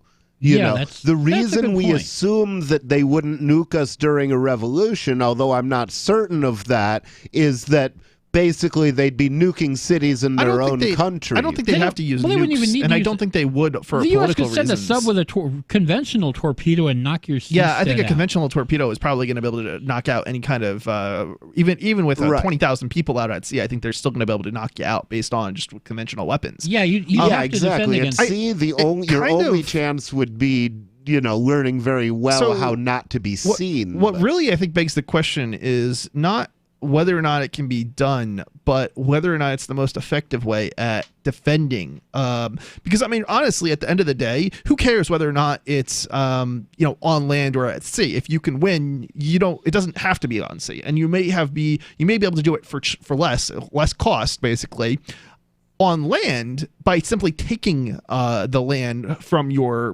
from those who would withhold it from you, or power, or government, basically, right? So I mean, look, if we wanted to resist government, it may make more sense to do it on land than at sea. At sea, I think the government certainly has less vulnerable. Yeah, I think at sea you're going to be more exactly. You're going to be more vulnerable, especially to a power like the United States. A lot more vulnerable. Yeah, I think on land it's going to be less expensive, and this also brings up another question of why is this not the best approach? I think right now, well, I mean, the Free State Project is kind of like an attempt at land-bound seasteading, if you look at it right. We're trying to bring libertarians here. We're hoping to make a libertarian state more libertarian, and eventually a lot of us hope to secede, which would be a path to sovereignty. I think so. I think we've succeeded in the movement. I think we have not accomplished the objectives. but I don't necessarily think we have not succeeded. I'm going to need that statement explained. Yeah. Well, I think the success is in that we've actually got people here. And the objectives haven't been fulfilled because the objectives have always been basically we knew they were going to take a long time.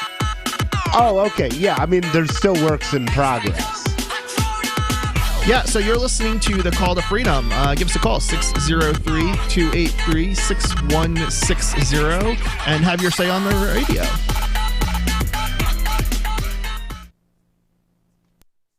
Hey, I'm LRN.FM Program Director Ian Freeman. If you're listening to our free-to-air satellite feed in North or Central America, heads up. We've been on the Galaxy 19 satellite since 2010. But now our satellite provider is moving LRN.FM to a new channel on a different transponder. The current channel will stay on the air until the end of May to give you time to transition without any loss of service, so don't delay. I've posted the new channel details at sat.lrn.fm, but in case you're listening with no internet access, if you do a blind scan on your receiver, you should see the new channel at transponder 6, 11.8425 gigahertz, horizontal polarization, symbol rate 22,000, FEC 3/4. All that information is at sat.lrn.fm, as well as a link to our Patreon, where you can support our channels for just $2 a month. Visit sat.lrn.fm for more information about our international satellite channels, and thanks for listening to LRN.fm.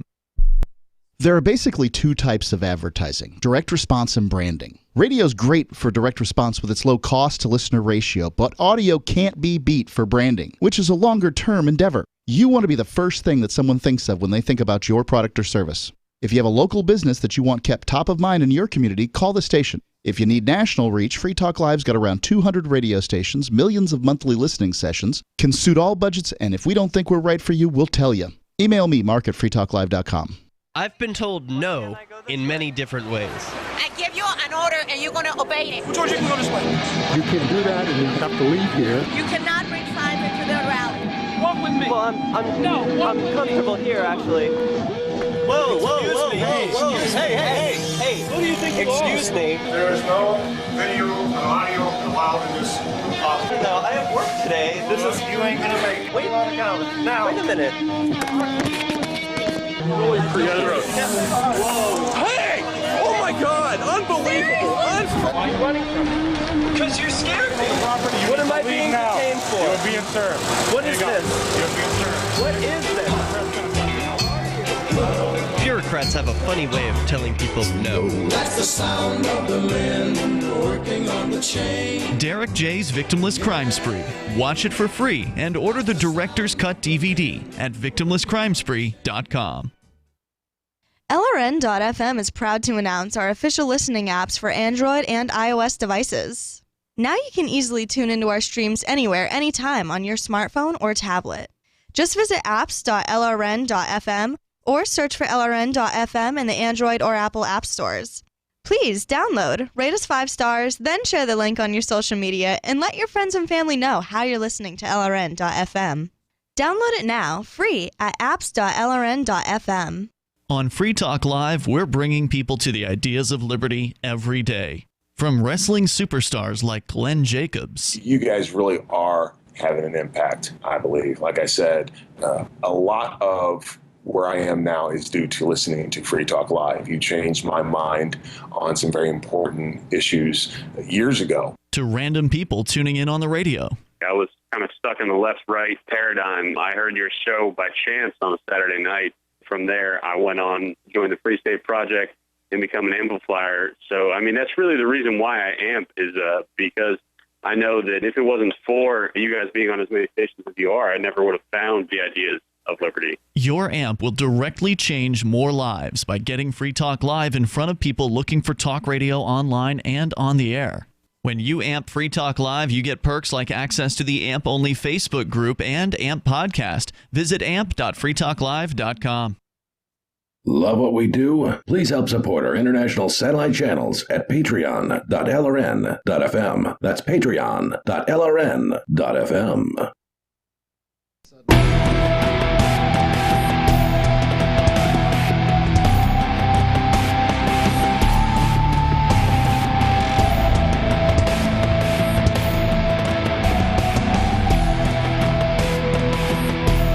listening to The Call to Freedom. This is Chris, Michael, and Rich. Bob. The number here is 603-283-6160. Give us a call. So we are still talking about seasteading. The Thai government is basically declared war on a couple of seasteaders that were 12 nautical miles off of its shore. To be sure, while the couple had spoken passionately about freedom from government rule, their actions were not seditious. Neither had ever threatened to overthrow the Thai government, nor had they made threats of violence or belittled the sovereignty of Thailand. The two were merely trying to live their lives on a tiny seastead in the ocean and did not pose a threat to anyone. Ocean builders and the couple have both said they made certain that the structure was in international waters and thus beyond Thailand's jurisdiction, but the authorities have claimed otherwise. Oh, yeah. Here we go. Yeah, it's interesting because 12 nautical miles is not beyond their economic zone, but it is beyond their jurisdiction. So it's an interesting question of, are they breaking, Thai law? It seems like if they're out there fishing, then maybe, but that's long as they're not fishing, though, as long as they're not drilling for oil, as long as they're not, doing those things that relate to, economic activity of that area. And I would not think that economic activity would include, and it seems to not include, things that are not related to the oceans, basically. And the reason I say that is because, look, boats are allowed to travel through that area without obeying Thai law. And if that's the case, and those are commercial vessels, then why would it be the case that you would have to obey any kind of Thai law as long as you are not doing fishing, drilling for oil? I'm trying to think what else is done usually with. Yeah, I think you covered the high points there. So, yeah. Asserting that Exley was still within Thailand's 200-mile exclusive economic zone, the government made plans to charge the couple with threatening Thailand's national sovereignty, a crime punishable by death. So, they seem to be claiming jurisdiction even where they legally they don't have any. However, yeah, well, that's what very the popular. U.S. does that all the time, and nobody complains. I would agree. I complain. Yeah, I think it's a valid complaint. Okay, we complain, but most people don't. Right. I'm nobody. Most people aren't, trying to create their own state. Most people are not moving even for the purposes of freedom.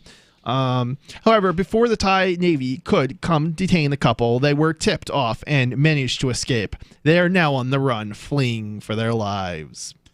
Oh, man, that's got to suck. To have any government on the after you like that, to put you to death. Yeah, I have to wonder where they are exactly when they fled. Is she? She's presumably got some sort of Thai passport, I guess. Well, in theory, yeah. Or are they still in? Are they in Thailand? Well, that's possible, I don't know, and if I did, I wouldn't say on the air. So. Right. Possible, but not likely. They could go to some other country. It's the borders are not. The shape of the countries around there is very strange. So I think they could go to some other like Laos or I don't know exactly where this was, but there are options. Yeah, and then the question is, if you went to one of these other countries, which one will extradite you? Well, the other thing is, if they were on a floating house, chances are they own a boat. That's true. Yep. So they may have been able to escape, taken the boat and left. Yeah, they could have gone quite some distance before they had to. Now, Depending. Do you guys know the geography in that area? Is Thailand near other? It's like an island, right? Basically, or not really an island, but there's a lot of islands in that region, right? Yeah. So there's other countries in that region as well. So maybe they could just bounce off to another country with less laws and things of that nature. Even Thailand itself seems to be kind of lawless to some degree. I believe it's a fairly poor country, if I'm not mistaken, right? Well, it's Southeast Asian, so yeah, pretty much the only rich countries there are Singapore and Hong Kong, I think. Yeah, that sounds about right. So they said it was off the coast of Phuket, right? I believe so. Yeah. Okay, so that actually is like right on the western edge of Thailand, and it's not that close to any other countries. Myanmar is up to the north and Malaysia's down to the south. So, yeah, I guess, but it's a couple hundred miles either way. So they can make it in a boat. Okay. To Malaysia, down to Singapore. Vietnam. No, wrong side. Wrong side of the country. Oh, okay. They're on the other side there. Yeah, they're on the west side, west coast. Gotcha. A person can shop around and experiment living in different jurisdictions, but if they are dissatisfied with their options, they are not free to form their own laws or governing structures without facing serious consequences. Governments don't like that. No, they don't. Such acts are usually seen as seditious and can end in bloodshed. War can end in bloodshed, people. Yes. Yeah. Seasteading, however, theoretically gives individuals the opportunity to treat governments like any other market entity, choosing which laws they want to abide by without resorting to violence or facing repercussions from established governments. Yeah, the established governments are not going to go for it, though. Yeah.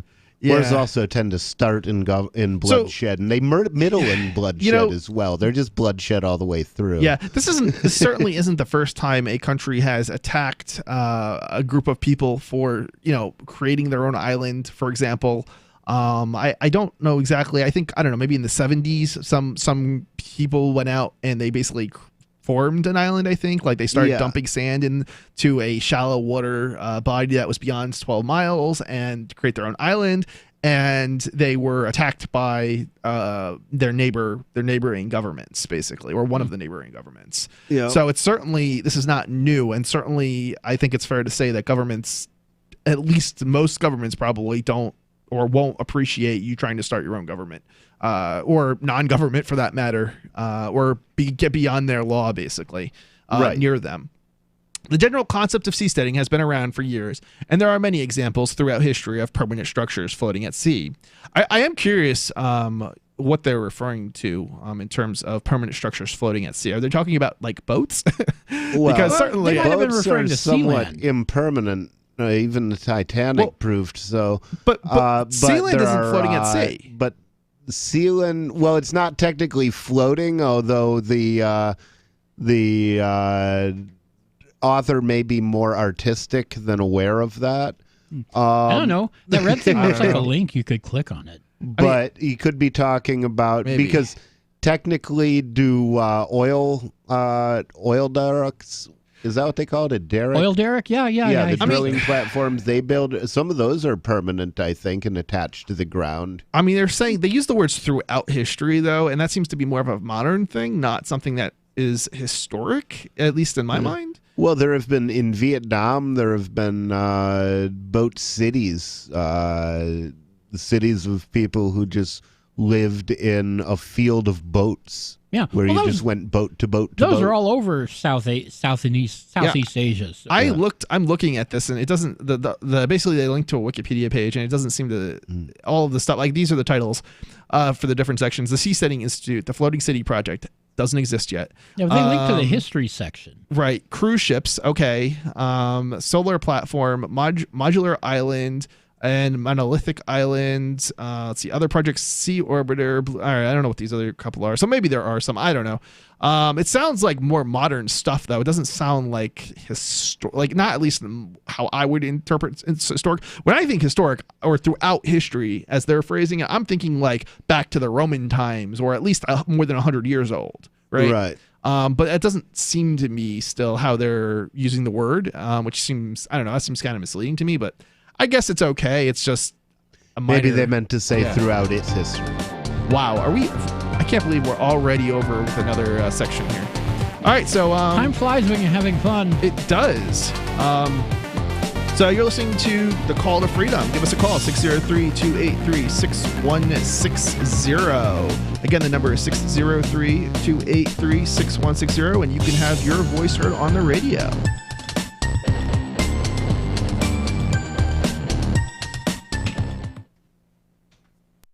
What do you shop for that you could otherwise buy at Amazon? Pretty much everything, right? Amazon has competitive pricing and they deliver, and that's a big plus. If you could plan ahead in your shopping, would you be interested in saving up to 33%? There's a catch. You have to do your shopping in Bitcoin. But imagine those savings. It's like a huge raise. All you have to do is go to saveitpurse.com, We've saved thousands, and you can too. Plan ahead and save. SaveAtPurse.com. The Free State Project has reached its goal of 20,000 liberty lovers who've pledged to move to New Hampshire and get active to achieve liberty in our lifetime. Perhaps you're trying to figure out what part of New Hampshire should be your destination. If so, consider Keene. You'll find more than 150 reasons to move to Keene at move.freekeene.com. Keene is famous for its historic, publicity-generating activism, as well as being the liberty media capital of the world. It's home to freekeene.com, New Hampshire's destination for liberty activism, news, and opinion. For years, we've been compiling over 150 reasons to move to Keene at move.freekeene.com, where you'll learn about some of what's happening here and what makes Keene a great place to live. If you love liberty, you'll probably enjoy anywhere you end up in the Shire. But do your due diligence first. Please visit move.freekeene.com for the full list of over 150 reasons to move to Keene. That's move.freekeene.com.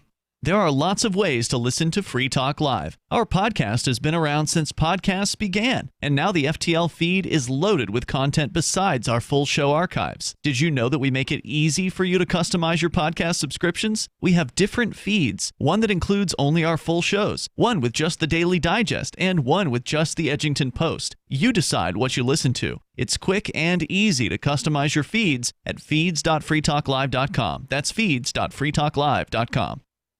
Looking for a great real estate investment? Consider New Hampshire, which is ground zero for the Liberty Movement. Your first call should be to Mark Worden from Porcupine Real Estate. He's more than just a real estate agent. He's your New Hampshire concierge. Where are the best places to live? Do you want farm, city, the burbs, or forest? Do you want a duplex or multifamily building so that renters pay your mortgage? There are homes in all price ranges in New Hampshire, and Mark can help with financing too. Invest in liberty and property. Mark Worden can help. PorcupineRealEstate.com.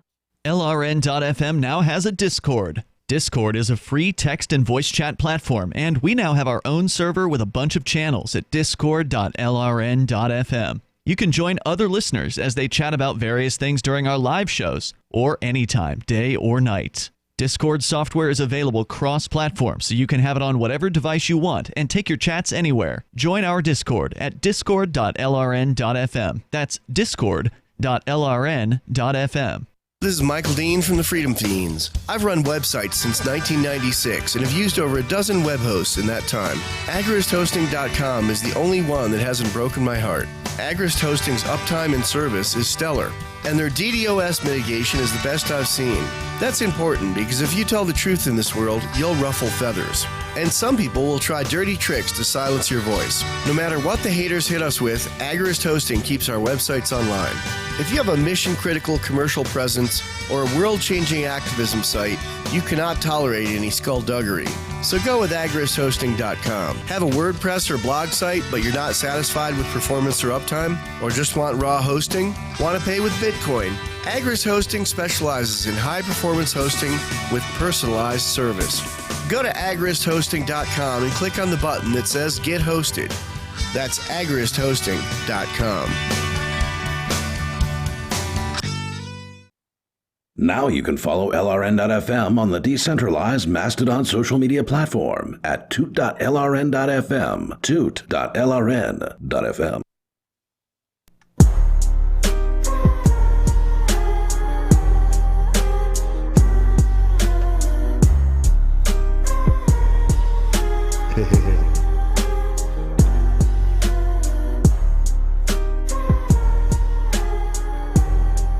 You are listening to A Call to Freedom with Chris, Michael, and Rich Paul.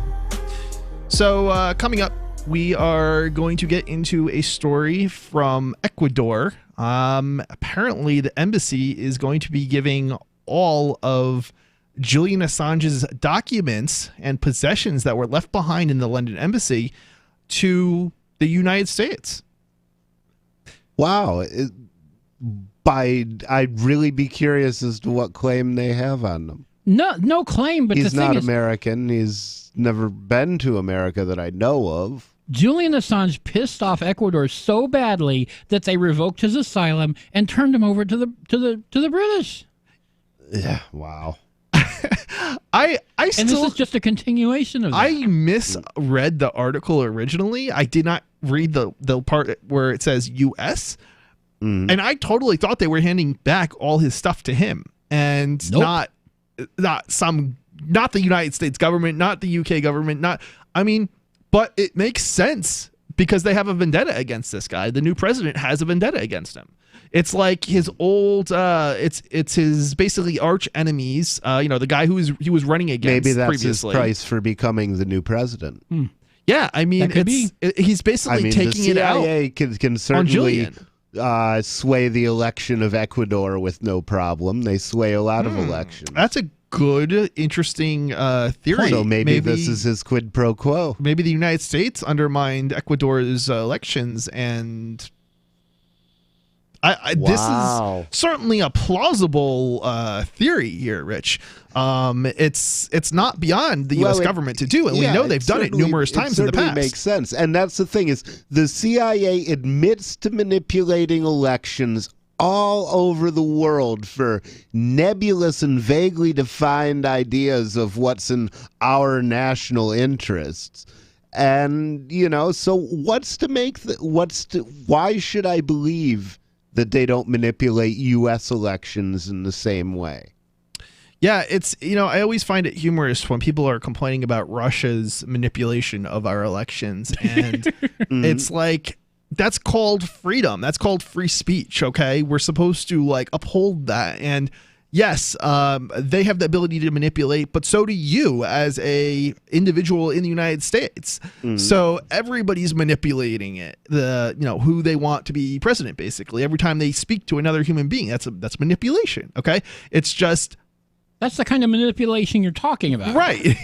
I mean, it just seems so ridiculous. And especially after what the United States has done. Yeah, the view of free speech has been so strange. I mean, the Citizens United case that everybody complains about, it was a company that was making a movie that was critical of Hillary Clinton.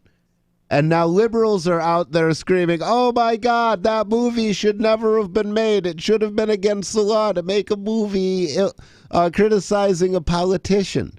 When was that a liberal position? That you couldn't criticize politicians? They were on the opposite side of that up until, the progressive era. This current year. Were they not favorable to free speech in the progressive era? But basically the so-called progressives hijacked the liberals, as it were, and made them into their own thing, which is not very liberal right now. It is a liberal, isn't it? Yeah, very not liberal. All right. So yeah, I mean, basically, we're going to be talking about this some more coming up in the next hour. So going back to the seasteading. Seasteading, homesteading on the high seas is a more recent phenomenon. And apparently, I guess it's been taking off since basically an essay that was written by a Wayne Gramlich in 1998. So the Easy spoke of the potential for colonizing the ocean surface with floating structures, the purpose of which was to give individuals the freedom to circumvent oppressive governments, experiment with different types of laws, experience true religious freedom, and escape excessive taxation. Years after it had been written, the essay caught the attention of Patry Friedman, who later joined with Gramlich in 2008 to launch the nonprofit organization, the Seasteading Institute. Yeah, I mean, the Seasteading Institute has definitely been making news, I think, over the last 10 years. Yep. I don't know exactly when it was started, but yeah, about 10 years ago. So 10, yeah, so about 10 years now. The two were not content to keep the concept of seasteading confined to the pages of Gramlich's essay. The Seasteading Institute sought to take these ideas and turn them into a reality by encouraging and facilitating the real-life establishment of these permanent floating structures. Yeah, and it's interesting because the concept's already been proven as having worked, because we have floating structures at sea that were produced, I mean larger ones, but produced by the oil industry. So we know it works conceptually.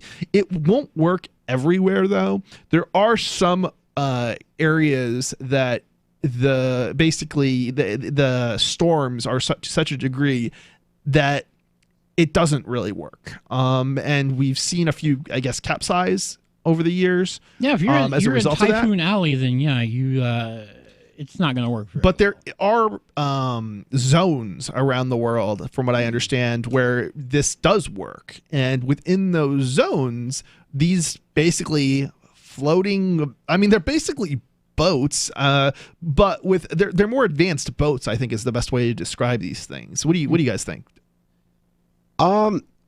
I mean, if they'd called it a boat, they might have escaped notice. So that's right. There's something to be said for just don't be seen.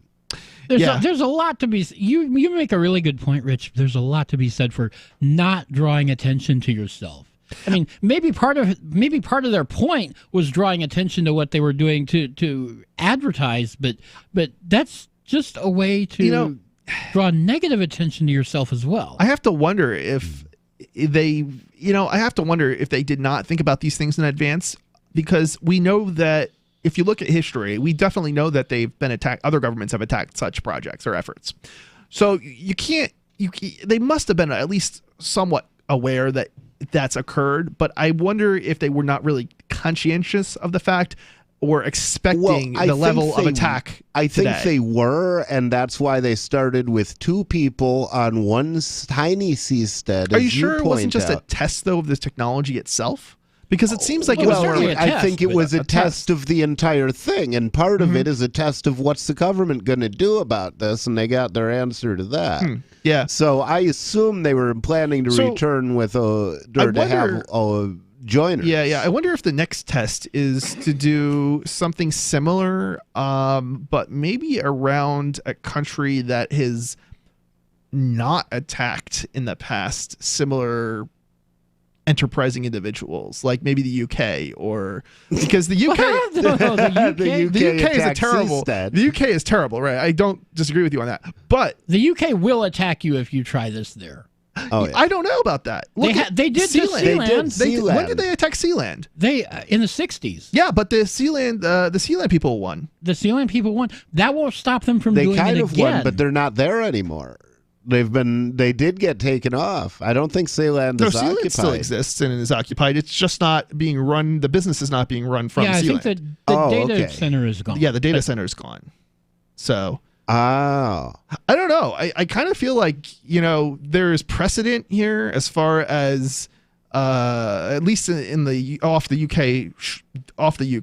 So the question is, can you create precedent elsewhere? Similar types of precedent. Mm-hmm. Well, if you could get away with it in the UK, why not get see if we can buy Sealand? Sealand as a base and then have seasteads. Maybe that's not a bad idea. I mean, Sealand surrounded by floating seasteads would make a lot of sense. The other thing about the thing about Sealand is that, isn't that within the 12 nautical miles? Yeah, the thing about Sealand is it got just grandfathered outside in it. That's why it was occupiable. Okay. Actually, one of the guys who owned it was a guy named Sean Hastings, who I went to high school with. Go ahead. Sealand is not outside the 12-mile zone. It is actually inside the 12-mile zone. The reason it is because it got grandfathered in because the old zone used to be 3 miles, and Sealand is outside 3 miles. Okay. Oh, really? Yes. Okay. I did not know that. I thought it was like 14 miles out. So then it's 3 miles out. This actually begs the question then, because it was already operational. It was grandfathered in. Yeah. So, but here's the next question that has to be asked. Could you basically purchase Sealand, even though it's within the 3 mile or the 12-mile zone, because you already have, it existed prior to that change in the law, basically? Could you set up, because now you have 12 miles out theoretically, or at least 6 miles, I guess, or no, 3. I don't know how far out it actually is, but I mean, theoretically, you would sort of own up to the halfway point between. Or just call the other things boats. In theory, yeah. All right, well, we'll be back shortly. 603-283-6160. We have some good news. The indictments against Ross Ulbricht in the District of Maryland were dismissed with prejudice, meaning they can never be refiled. This is especially good because those indictments contain the only charge ever made that Ross engaged in murder for hire. This was a serious allegation that Ross Ulbricht denies. It was never prosecuted or ruled on by a jury, but was trumpeted by the federal government and the media as if it were proven fact. The Maryland court held these indictments for almost 5 years, poisoning Ross's case and leaving him under a cloud of unproven allegations. As explained in Ross's appeal to the Supreme Court, the fact that the judge used these allegations to give Ross a draconian sentence of double life without parole violated his Sixth Amendment right to a jury trial. Judges are required to issue sentences based on convictions decided by a jury, not unproven allegations never even charged at trial. Although this is a positive development, the dropped indictment will not set Ross free. Now, a presidential pardon is Ross's only hope of freedom. Sign the petition at freeross.org. freeross.org. The LRN.FM social media channels have been revamped. We've eliminated Facebook and focused on other platforms like Twitter and Mastodon, the decentralized alternative to Twitter. On our accounts, you'll find posts from multiple LRN.FM show hosts together in one place. Follow us on Twitter at twitter.lrn.fm, or better yet, move to the decentralized Mastodon social media platform at toot.lrn.fm, toot.lrn.fm. I think you'll like it. Are you tired of governments murdering people around the world? Stop using their money. There is an alternative. Bitcoin is a stateless, free market, non-political currency. Bitcoin cannot be inflated or controlled by any government. By using their money, you are helping the state. Stop doing it! You have an incredible alternative available now. Learn it, use it, spread it. Get started with Bitcoin at bitcoin.com. That's bitcoin.com. More of the Call to Freedom is coming up next, live after the news on the Liberty Radio Network. This is the Liberty Beat, your daily source for liberty news and activist updates. Produced in partnership with SNLS News and listeners like you. Online at libertybeat.news and snls.news. I'm Mick Murrow with your latest edition of the Liberty Beat. Gold is trading at $1,287. Silver at $14.62, and Bitcoin is trading around $7,861. Today's prices are brought to you by InnoScale. Take off with Managed Cloud. Looking for a safe, secure way to store your important files online? Let InnoScale handle it for you. Their high availability cloud servers are the perfect solution for clients needing one or more secure, scalable servers with built-in hardware failover protection. For details, see them online at innoscale.net. In the news, the San Francisco Police Department appears to have violated state and federal laws when its officers searched the San Francisco home of a journalist in an apparent bid to identify a confidential source.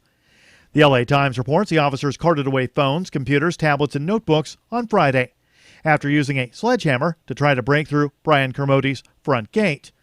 Officers also searched his independent news organization, North Bay News, and seized a thumb drive, CDs, and a police report about the death of San Francisco public defender Jeff Adachi. Kermode said he suspects the searches were carried out in a bid to identify the confidential source who provided him with the police report. 2 investigators came to his home a few weeks ago, pressing him to disclose the name of his source, but Kermode said he declined. The Liberty Beat is sponsored in part by Brave Botanicals, high-quality kratom and CBD at reasonable prices with excellent customer service. Brave Botanicals is activist-owned and mission-driven, and believes so strongly in the power of kratom, they're giving it away for free. Just go to freeounceofkratom.com for a free ounce of kratom delivered to your door. Just pay shipping. That's freeounceofkratom.com. This is the latest edition of the Liberty Beat. Find us online at libertybeat.news and snls.news. Your news now continues. A Tennessee state trooper who was fired for sexually assaulting an innocent mother and stalking her is being sued by the woman, identified as Patricia Eileen Wilson. Showing just how corrupt the system is, despite being fired, former trooper Isaiah Lloyd's defense bill is being paid for by the taxpayers, and the Tennessee Attorney General's office is standing by their decision to do so. The Free Thought Project reports that what makes the case especially egregious is the fact that the trooper's misdeeds were all captured on video and are indisputable. He was seen putting his hands inside Wilson's shorts as he groped her, and then seen stalking her, pulling her over again, despite knowing she had committed no crime. In spite of the mountain of evidence against him, the state still finds it necessary to use state funds to fight against the victim. Wilson's lawsuit claims that Lloyd had conducted a search without legal jurisdiction, and during that time, he groped her, and then took note of where she lived and stationed himself nearby with the intention of pulling her over for another minor infraction. Civil liberties advocates on Monday eagerly awaited the results of a vote by San Francisco officials on the city's use of facial recognition technology, hoping that the city's Board of Supervisors would vote to ban the surveillance tool. The Mind Unleashed reports the board is set to vote Tuesday on the Stop Secret Surveillance Ordinance, a law that advocates say would make history and potentially encourage other cities to ban the use of facial recognition technology, which is being used increasingly by police and private companies. The technology is unpopular with the public. A majority of respondents in a 2018 poll by the Brookings Institution said they were opposed to facial recognition being used in stores, airports, and stadiums. Last November, 60% of San Francisco voters approved a measure to strengthen data privacy protections in the city. Under the proposed ordinance, San Francisco police and city agencies would be barred from using the technology. The rule would also put in place strict oversight of all surveillance technology used by the city, including cameras and license plate readers. Support for the Liberty Beat comes from the Conscious Resistance Network, featuring videos, news reports, and articles from a spiritual anarchist perspective. Experience the Conscious Resistance at theconsciousresistance.com. How would you like to have your business featured on the Liberty Beat? You can. Just send an email to libertybeat@snls.news for details. This is the Liberty Beat, produced in partnership with SNLS News and listeners like you. The Liberty Beat is online at libertybeat.news and snls.news. I'm Mick Murrow, reporting for the Liberty Beat, reminding you, spread liberty with a smile. This is the Onion Week in Review. In local news, a succession of terrible events failed to befall a 33-year-old riding a longboard to his digital media job Monday. Shocked bystanders helplessly watched as media developer Jake Reston skated safely through Manhattan traffic without flipping over on his obnoxiously oversized skateboard and smashing his stupid face into the pavement, with many saying they were horrified at the sight of the floppy-haired little shit walking into his office unscathed. It was one of the most horrible things I've ever seen. He wasn't even hit by a car. I was just praying that someone would step in and throw him off the stupid little skateboard and punch him right in the mouth. In other news, a study finds owning a cool leather jacket is more rewarding than raising a child. A community garden sprouts the first condom wrapper of spring, and a little turtle gorges on an entire raspberry. Tonight in the cabin, schoolmarm's telling about how they talk about corpulation down the school. Only a fool needs telling how to screw. Just let the pecker guide you. But come on, listen anyhow. This is the Onion News Network.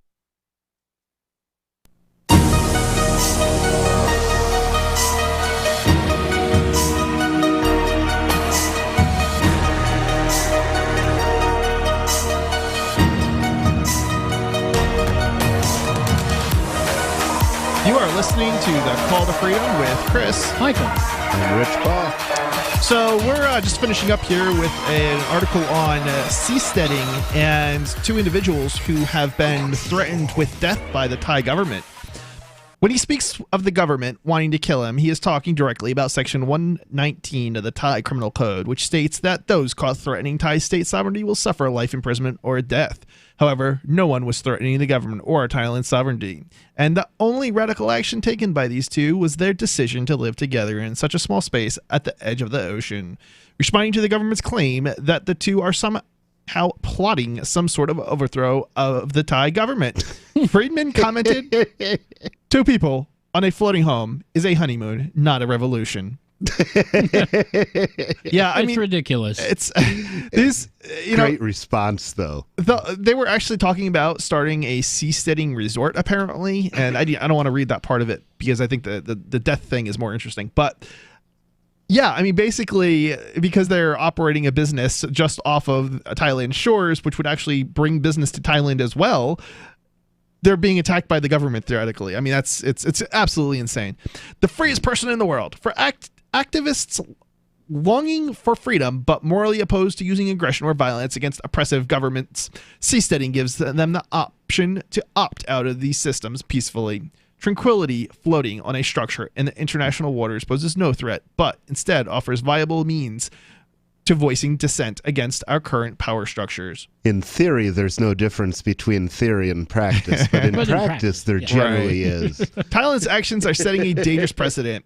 If other governments follow Thailand's lead and begin going after those who would try to peacefully live their lives in international waters, then those longing for freedom will have few options left, if any.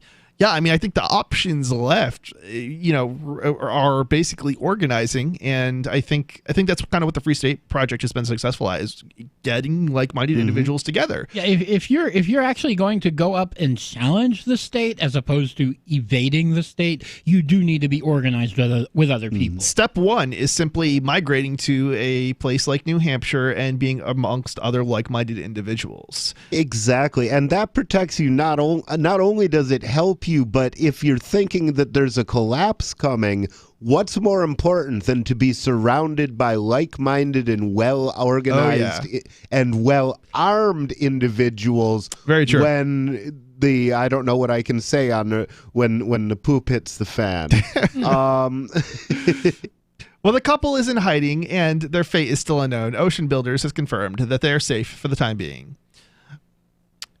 Hunting us down to our death is just plain stupid and highlights exactly the reason someone would be willing to go out in the middle of the ocean to get away from the governments. Yep. I have no idea what's going on now. Why is the Thai Navy has torpedoes looking for us? Seems like they're just tying up resources. We're not killers. We just loving couple. I think this is the wife, the Thai wife. She doesn't speak very good English apparently. Who want to have a floating house. We just want to have a simple life. We don't want to get it in war with anything. Why are they doing that to us? It's a good question. Why are they? It is a good question. And once you truly understand the answer, you understand the evil of government. They can't bear to have anything exist outside of their control. Yeah, while some may scoff at such a radical and seemingly rash decision to live on a seastead, the couple's willingness to take a risk and live at sea has stretched the canvas of what is possible for the future of sovereign living. Just days before the Thai Navy began destroying Exley, El Wachowski lamented in a Facebook post, "I was free for a moment. Probably the freest person in the world. It was glorious." It was probably worth all the trouble. I mean, yeah, it's, there's I don't know, I think this is kind of the end of the story, and I think I skipped over one of the interesting parts. So apparently they're not at least the official who's investigating this basically situation with them has said that they won't pursue the death penalty in Thailand. But it is an option, so it is something to be concerned about. And I could certainly see why they are running. And just because, government, people, we all know that I know anyway, people in government, they tend to lie. So you can't really believe when they say, oh, they're not going to, murder you. They also tend to be psychotic. And right. They also tend to kill a lot of people. So. Right. I mean, look at how many people the United States killed, and supposedly in reaction to terrorism. I mean, we killed more than 1 million people over in Iraq and Afghanistan because 3,000 people died on 9/11. I mean, it's just a number of people who died. And after being attacked by neither terrorists. Iraq nor Afghanistan. Right. We're not even talking about terrorists. We're talking about mostly civilians, mostly, kids and mothers, little not kids, women, not weddings, funerals. Right. And the U.S., when they go and basically send off those missiles and they have like a bunch of people die when they're targeting somebody. Well, most of the people who die they call them combatants, but even when they're not. They have nothing to do most of the time with the people actually killed. That's how they got the fake numbers. Right. So when they say they, have these insane basically their numbers are insanely inflated. When they say they killed, a terrorist, or they're 13 terrorists or 30 terrorists, really what they're saying is they killed 1 terrorist and 30 innocent civilians, and that's something that was revealed. It might have been 0 terrorists. That's also true, because they actually don't. Their information is actually often frequently bad, from what I understand. And it's not like they're giving due process a law to these people. It's just Right. Just whack them. Right. Judge, jury, and executioner. So- All right. So you want to go on to Ecuador? Yeah, let's go on to that Ecuador story. Okay. Ecuador to give U.S. Julian Assange's documents possessions left behind in London embassy. And where's the story from? This is a repost of the story, but the source is a Spanish newspaper called El País. And the story is, according to a report from Spanish newspaper El País, the Office of Ecuador's Attorney General, Diana Salazar, has informed Assange's lawyer, Carlos Proveda, that police will be searching in the room Assange occupied for almost 7 years. His personal belongings, including computers, mobile phones, memory sticks, and other electronic devices, will then be seized and sent to the U.S. as part of Ecuador's response to the Department of Justice's judicial request. WikiLeaks editor-in-chief tried unsuccessfully to retrieve Assange's possessions from after the Australian was arrested on April 11th when the South American country withdrew its asylum, and British authorities subsequently found him guilty of breaching bail 7 years ago. Assange, who was sentenced to 50 weeks in jail earlier this month, first entered the Ecuadorian embassy in the British capital in 2012 in an attempt to avoid extradition to Sweden over sexual assault allegations. While that case was dropped in 2017, the 47-year-old remained in the Ecuadorian embassy over fears of being extradited to the U.S., where he is wanted for questioning over the activities of WikiLeaks. Of course, as we know now, the Sweden has reopened that rape investigation, so that may be coming back. Yeah, that's true, and it's I've actually got a backup story if we get through this one in time. That's about the rape story. The U.S. authorities and note that they're saying over the activities of WikiLeaks, so they're trying to arrest him for journalism.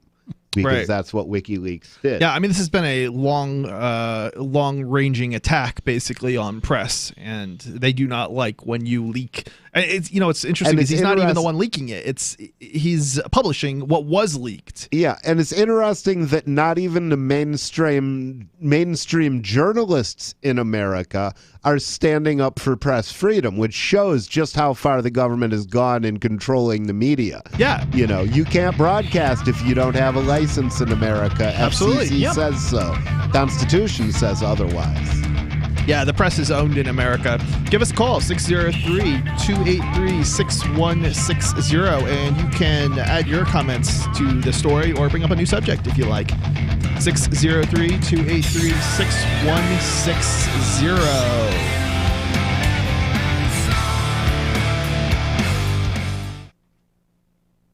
So you've signed the Shire Society Declaration and are planning your move to New Hampshire to be around more liberty-oriented people. Next, sign up for the Shire Society Forum at forum.shiresociety.com. There are a bunch of people there who are already in the Shire, and they want to meet you. If you're already in the Shire physically, you should also come by the forums. Remember, not everyone uses Facebook. New people are signing up for the Shire Society Forum every month, so drop in and say hello at forum.shiresociety.com. Is spreading the message of liberty, cryptocurrency, and peace around the globe worth $2 per month to you?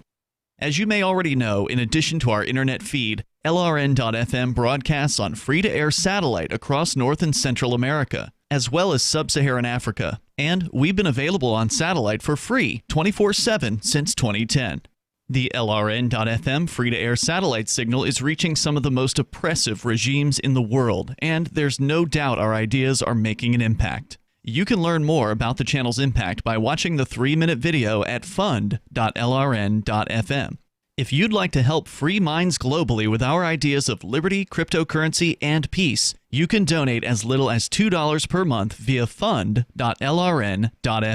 You can help us continue and expand our satellite broadcast to multiple continents. Visit fund.lrn.fm today, and thank you for your help. Don't forget to share the link on social media. That's fund.lrn.fm.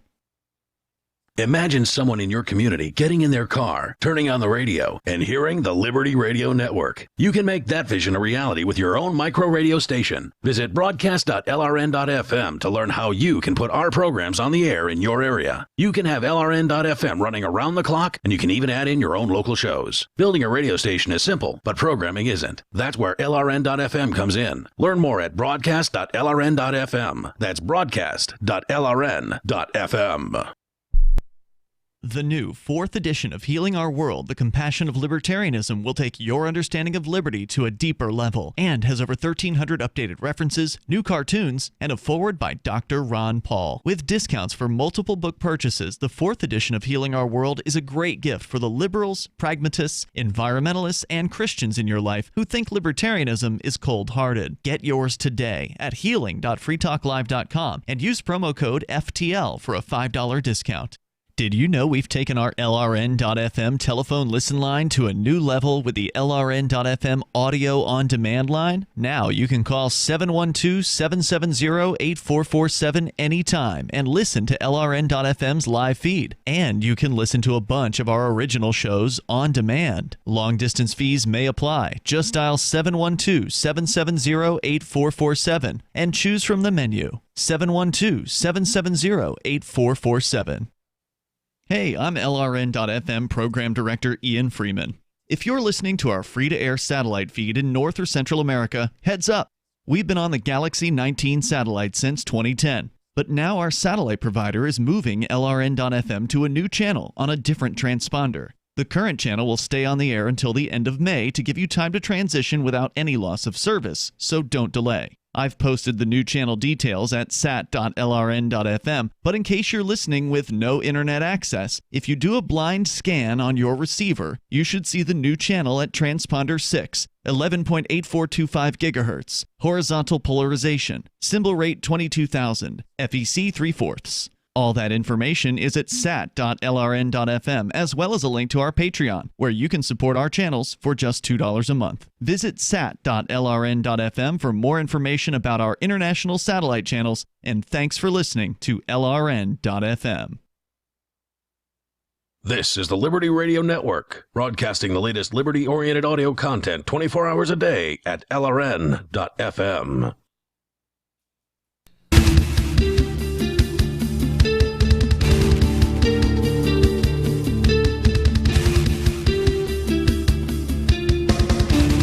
You are listening to The Call to Freedom with Chris, Michael, and Rich Paul. And welcome back. We've been talking about Julian Assange here and his documents and possessions being turned over to the U.S. government, picking up where we left off. U.S. authorities allege Assange conspired to commit computer intrusion in the U.S. and played a crucial part in one of the biggest leaks of government documents. In 2010, his website disclosed 450,000 secret documents from thousands of internal U.S. communications about the wars in Afghanistan and Iraq. And one of the biggest things from that, for those who don't know, was a videotape or a video called Collateral Murder that showed U.S. forces murdering journalists with drones. Right. I mean, and basically, innocent people. Right. I mean, basically, what he's published are war crimes. Exactly. He exposed war crimes. Right. So this is why the United States government wants him, and I don't know what other. I wouldn't be shocked if there's other governments who also want him. Yeah. Of course, we're in a country right now where President Trump last week pardoned a war criminal. Yes. Yeah, he pardoned the guy. He was instructed to let a prisoner go, and instead he took him out into the desert, made him strip naked, and then he complained the guy tried to take his gun away. I wonder why, and killed him. And it's like, well, if somebody takes me out in the desert and tries to make me strip naked, I'm probably going to do my best to whack him too and be completely justified in doing so. Totally justified. And that's the thing. These are the invaders. These are foreign troops. in Iraq. The U.S. troops are the invaders. So calling these people terrorists is insane. This guy literally murdered this innocent person who he was supposed to be sending home, and got convicted of murder here in the U.S. and Trump pardons him. Yeah. I have to wonder, why is there no whistleblower statute at the world level also? If we're going to have international law and international courts, isn't a whistleblower statute the first thing you want? Because by definition, government crimes are organized crimes. No, governments don't want whistleblowers. Well, that's the problem, is that it's the people do, the government don't. I don't really care whether or not there is protections like that at some international level. I think what we need is a space for people who want to be free. I think that's what we need, really, because then you can publish and do whatever you want. Well, and see, I think that's a lot of what they're afraid of, too. What they were afraid of with Sealand, what they were afraid of with this new venture is, if you don't control every human mind, you can't control all of the information. And if your gang or your gang of gangs doesn't have control of every computer, yeah, exactly. Your government or your gang of governments, if they don't control every single computer, then you can put something out on the net that they don't like, and they can't kill you. Yeah, I mean, that's why slaves were not allowed to be taught how to read. Exactly. Same principle. They want to give us the perception of freedom and free speech without actually giving us those things. Yeah, and they that's want to for control preserve reasons. the illusion of freedom while taking away the actual freedom. It's a lot easier to control people when they believe that they are free, but they're not really. Yeah, and when they believe that things are normal, and to people who were born in 1990 or 2000, I can see how this world would seem normal to some extent, whereas to me, I was born in 1968, and so I've watched a steady train of usurpations, as it says in the Declaration of Independence, that are clearly intended to reduce us under complete despotism. And I've been seeing it for a long time, and I've been watching the pattern, and it's unmistakable, and it's frankly terrifying, because these governments have the kind of weapons that no other government has had in history, and a level of cooperation between each other which is unprecedented and terrifying. And back to that, Assange's personal files are understood to include highly sensitive information, including communication with lawyers and a host of legal documents.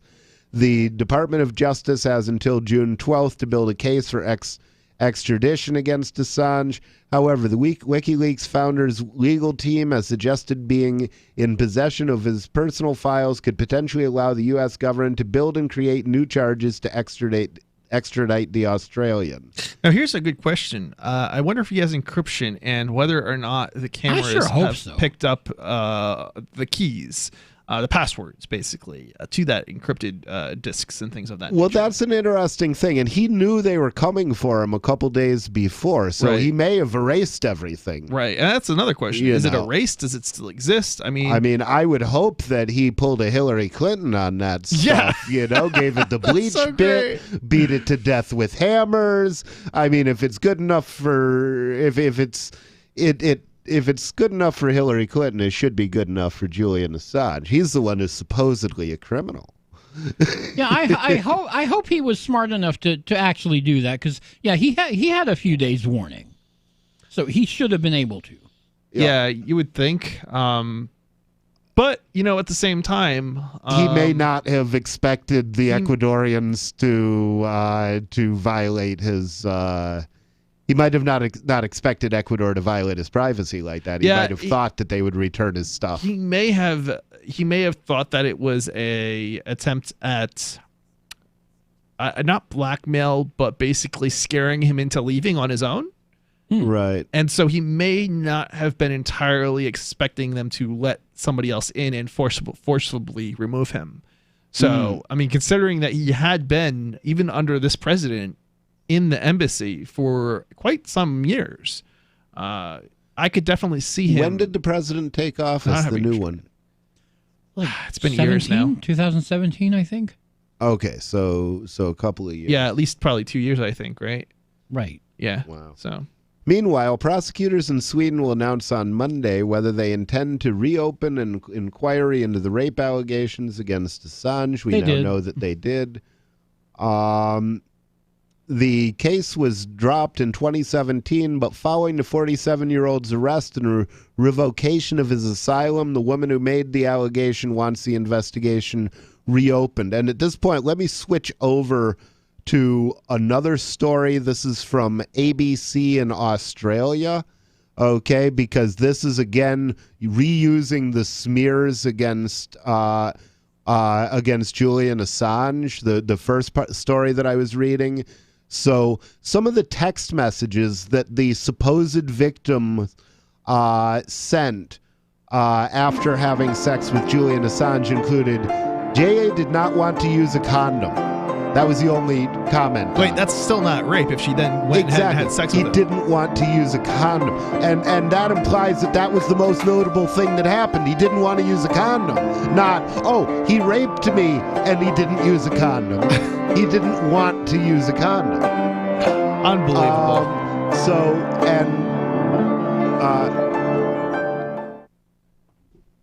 It's being called the must-have tech gadget of the year. The Samsung Apex, which hits shelves today, streams video into your left eye, internet into your right eye, and sucks your dick all at the same time. Samsung spokesman Neil Werner is projecting the biggest sales in his company's history. Are you kidding me? This thing does everything, plus it sucks your dick, all right? And I know what you're thinking. And yes, ladies, there is a version for you that eats you out. Hanging up Apple, we beat you to the punch on this one. Samsung's got you by the balls. In spite of the almost $1,000 price tag, customers are raving about the device. For my career, I do need the internet and TV, and my dick sucked all the time. I already have a TV and a girlfriend and a laptop, but to have all those in one device would be really nice. Even a run of bad press about unsafe working conditions in the Apex factory in India have not dampened sales projections. Yeah.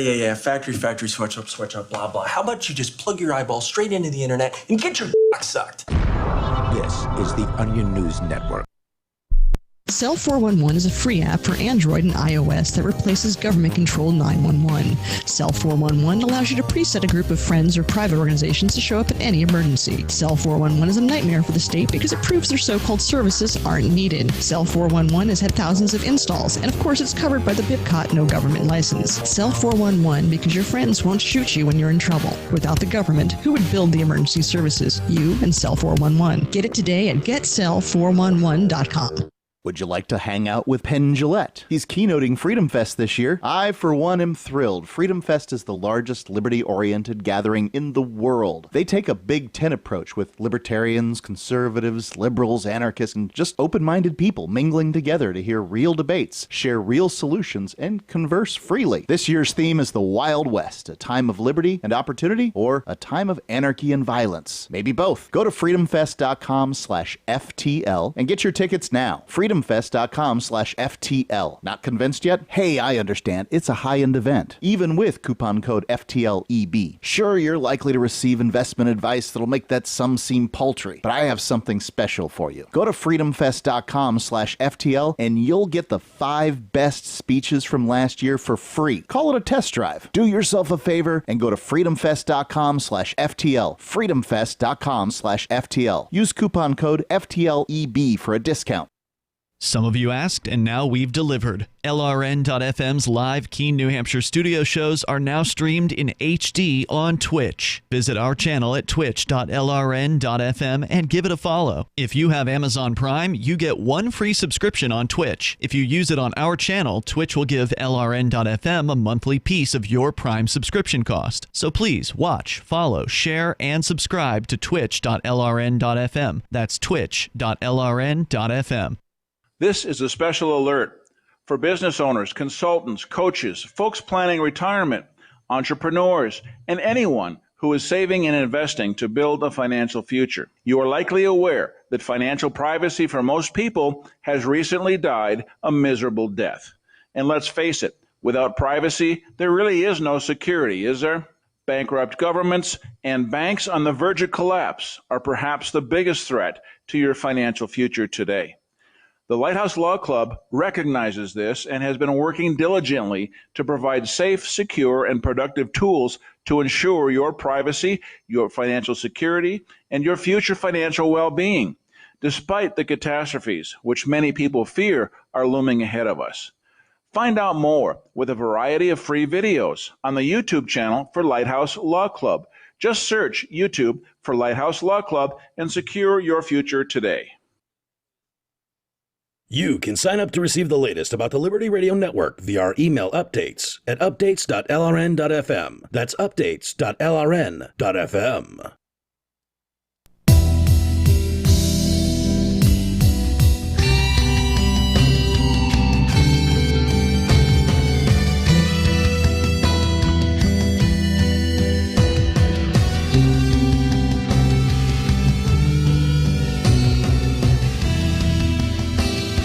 You are listening to The Call to Freedom with Chris, Michael, and Rich Paul. So I want to talk to you a little bit about a show that Rich and I do called Freedom Decrypted. It's a freedom slanted tech show that basically airs on Saturday live from a different Keene, New Hampshire studio at freedomdecrypted.com. If you're interested in what you're hearing today on all these interesting tech topics, it's primarily because, well, we're very technical here on Call to Freedom, and we have even more technical topics that we bring up, and many, many, many more of them on Saturday at freedomdecrypted.com. Although technically I'm retired. Technically. Okay. So, yeah, it's 3 hours of basically content, and there's not anywhere near as much advertising or other stuff mixed in there as well. We can probably get to 20 stories rather than maybe 3 or 4 stories. So it's definitely worth if you're looking for a less interrupted experience. And it's also TV. We got some video content in there as well. So go check that out, freedomdecrypted.com. All right, so groovy. Well, where were we? Okay, so I'm gonna switch back. I hope I'm not confusing anybody. I'm switching back to the. Oh no, I had already reached the end. So I've got another article here on Julian Assange, and the reason I've entered into this one is because the powers that be are now dredging up these rape allegations against Julian Assange, which I personally believe are trumped up. And so this is a 2016 article, and it's entitled, "Julian Assange Says Texts Show He Is Entirely Innocent of Rape. WikiLeaks Founder Criticizes Swedish Prosecutor." And this is dated 2016, so if there's any outdated information in it, you know it, but, evidence doesn't go away. Or at least we hope not. Unless it's destroyed. Yeah. Yeah, right. Julian I wonder if these text messages are part of what the U.S. government seized. Julian Assange has gone public for the first time with his version of events surrounding a rape allegation made against him, saying he is entirely innocent, and his text messages show it is clearly consensual sex between adults. The ABC has obtained a copy of the statement the WikiLeaks founder gave prosecutors from his refuge inside the Ecuadorian embassy in London on November 14th of probably 2016. This statement includes detailed accounts of what he calls consensual sex with a woman known as SW, claims he had consensual and enjoyable sex 4 or 5 times with SW, alleged specifics of text messages from SW, a virulent rejection of Swedish prosecutor Marian Nye's actions. The questioning of Mr. Assange in November was the latest move in a 6-year saga that has seen Sweden issue an international arrest warrant and the WikiLeaks founder seeking political asylum in the Ecuadorian embassy. In a statement, Mr. Assange says he has been subjected to 6 years of unlawful politicized detention without charge and documents selected and documents selected extract of his lawyer's notes of text messages. Oh, and documents selected extracts of his lawyer's notes of text messages sent by the two women in the center of the allegations. The 19-page statement also suggests Mr. Assange may not have directly answered all of the questions asked by the Ecuadorian prosecutor on behalf of the Swedish prosecutor. The text messages. Mr. Assange reiterates in his statement that he is entirely innocent of the one remaining allegation of rape and says text messages seen by his Swedish lawyers show that it is clearly consensual sex between adults. On 17 August, SW wrote, J.A. did not want to use a condom. On 20 August, while at the police station, she wrote that she did not want to put any charges on J.A., but that the police were keen on getting their hands on him. According to the statement, she was shocked when they arrested him because she only wanted him to take an STD test. On 21 August, SW wrote that she did not want to accuse Julian Assange for anything and that it was the police who made up the charges. So, wait, you're telling me that the women who supposedly were raped didn't even want him charged? Because Yes. he didn't actually basically rape them even. And these are the women that the Swedish government is now claiming want the investigation reopened. Yeah, it seems. So isn't that convenient? It seems a little. Contrived. It seems a little. False. It seems very much like there's pressure being put on these women for one in one form or another, whether or not it's a financial thing or a. I don't know, like, we're going to go after you if you don't do this. I don't know, but it certainly sounds like it. I mean, these are people who bomb villages full of children. So we'll kill your children if you don't do as you're told is not outside of their documented realm of activities. This is government we're dealing with. So yeah, I would be surprised if there was not pressure being brought on these people. Let's see. On 23 August, SW wrote that it was the police, not herself, who started the whole thing. On 26 August, someone wrote, AA, who's a third character, I don't know who that is, wrote that they ought to sell their stories for money to a newspaper. On 28 August, AA wrote that they had a contact on the biggest Swedish tabloid, and SW wrote that their lawyer negotiated with the tabloid. So this is where the sellout comes. So perhaps this woman started out being an unwilling accomplice and then sold out to the tabloids, is what it sounds like. Well, certainly she seems to be gaining something from it. Yeah, absolutely. Whether or not it's forced or unforced, yeah, I mean, you really have to question. It kind of reminds me of how in cases like they basically will target one individual and get them to talk, and they will then say, "Oh, well, we won't charge you." Well, that person that is going to testify is now no longer a unbiased party because they are benefiting, i.e., not being charged themselves or having reduced charges. By basically saying whatever it is that the prosecutor wants. Now, maybe the prosecutor can't tell him exactly what to say, but it's going to be obvious what a prosecutor wants you to say. Right. And if you don't say it, well, what do you think is going to happen? Right. And unfortunately, they don't really document a lot of their deals because we brought that issue up at my trial, and the claim was that, they hadn't offered him anything of that sort. They just paid his cell phone bill. But of course, we knew that he had been arrested for possession of heroin and that had gone away, and for sales of heroin. So, yeah, it's very it's a scam.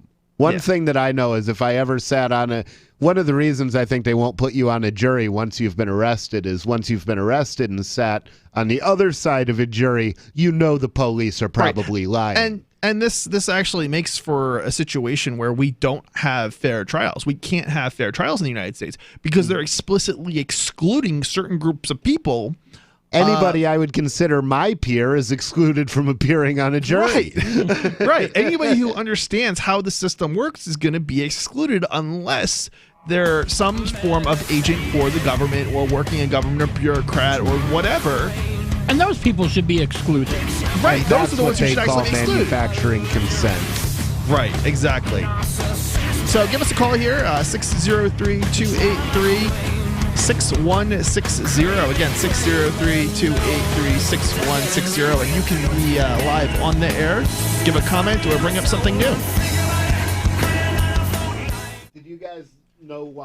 Are you a cryptocurrency advocate? The Crypto Tip is the ideal outreach tool to help new people discover cryptocurrency. It's a printable business card-sized tip that you can give to service providers, preferably in addition to a good cash tip. When the server scans the QR code, it'll bring up an explanation of cryptocurrency, how to install a wallet, and allow them to claim the tip. If they don't claim the crypto, you get your tip refunded to you after a time period you specify. Plus, if they do claim the tip, you get an email alert. Create as many tips as you want at cryptotip.org. That's cryptotip.org. Since time began, tyrants have taken aim at personal liberties. Now there's a movie that aims back.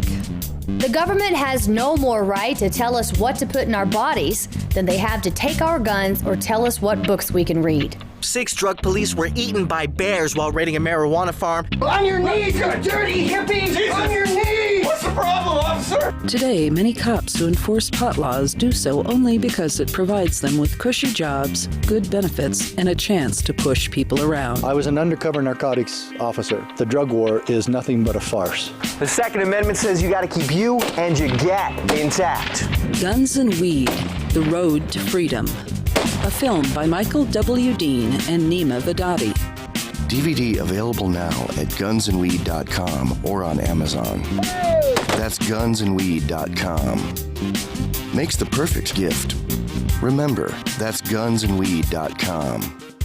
Did you know you can listen to LRN.FM via our free-to-air satellite channels? We have channels over nearly all of North America and much of Africa. All you need is an affordable receiver and a dish as small as 30 inches. There are no monthly fees. Learn more at sat.lrn.fm. Plus, if you are a broadcaster or want to be one, this is a good delivery method for our content. See our coverage maps and get details at sat.lrn.fm. That's sat.lrn.fm. sat.lrn.fm.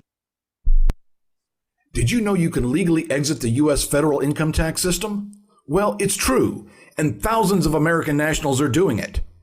The 16th Amendment and the Internal Revenue Code are legal, but only in a limited jurisdiction. This is the basis behind the voluntary nature of the income tax. Learn the exit strategy provided by Congress. Find out more by visiting weissparis.com and watch our numerous videos. That's WEISSparis.com. Now that you've found the Liberty Radio Network at LRN.FM, you may want to help expose others to our great programs. To assist you in doing so, you'll find resources at promote.lrn.fm, including details on how to get a free bumper sticker, quarter-page flyers you can print out and distribute, banners for your website, as well as files that will allow you to make your own custom banners and graphics. Visit promote.lrn.fm and help bring new listeners to the Liberty Radio Network. That's promote.lrn.fm. Uncovering the secrets and exposing the lies. That's what the readers of freedomsphoenix.com get every day.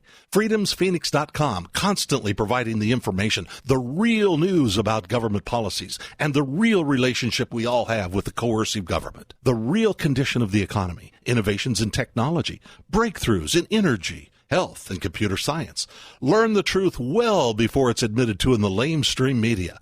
The corporate media, nothing more than distributors of government propaganda, but now there's an alternative. freedomsphoenix.com. Constant news updates on the issues that affect your life in the most important ways. With liberty and property under constant attack, freedomsphoenix.com provides the understanding behind the propaganda, and it encourages the participation of its readers. Go to freedomsphoenix.com. That's freedoms with an S, phoenix.com. freedomsphoenix.com. The revolution between the ears has already happened. What's up next? Visit the Liberty Radio Network program guide to find out at shows.lrn.fm. That's shows.lrn.fm.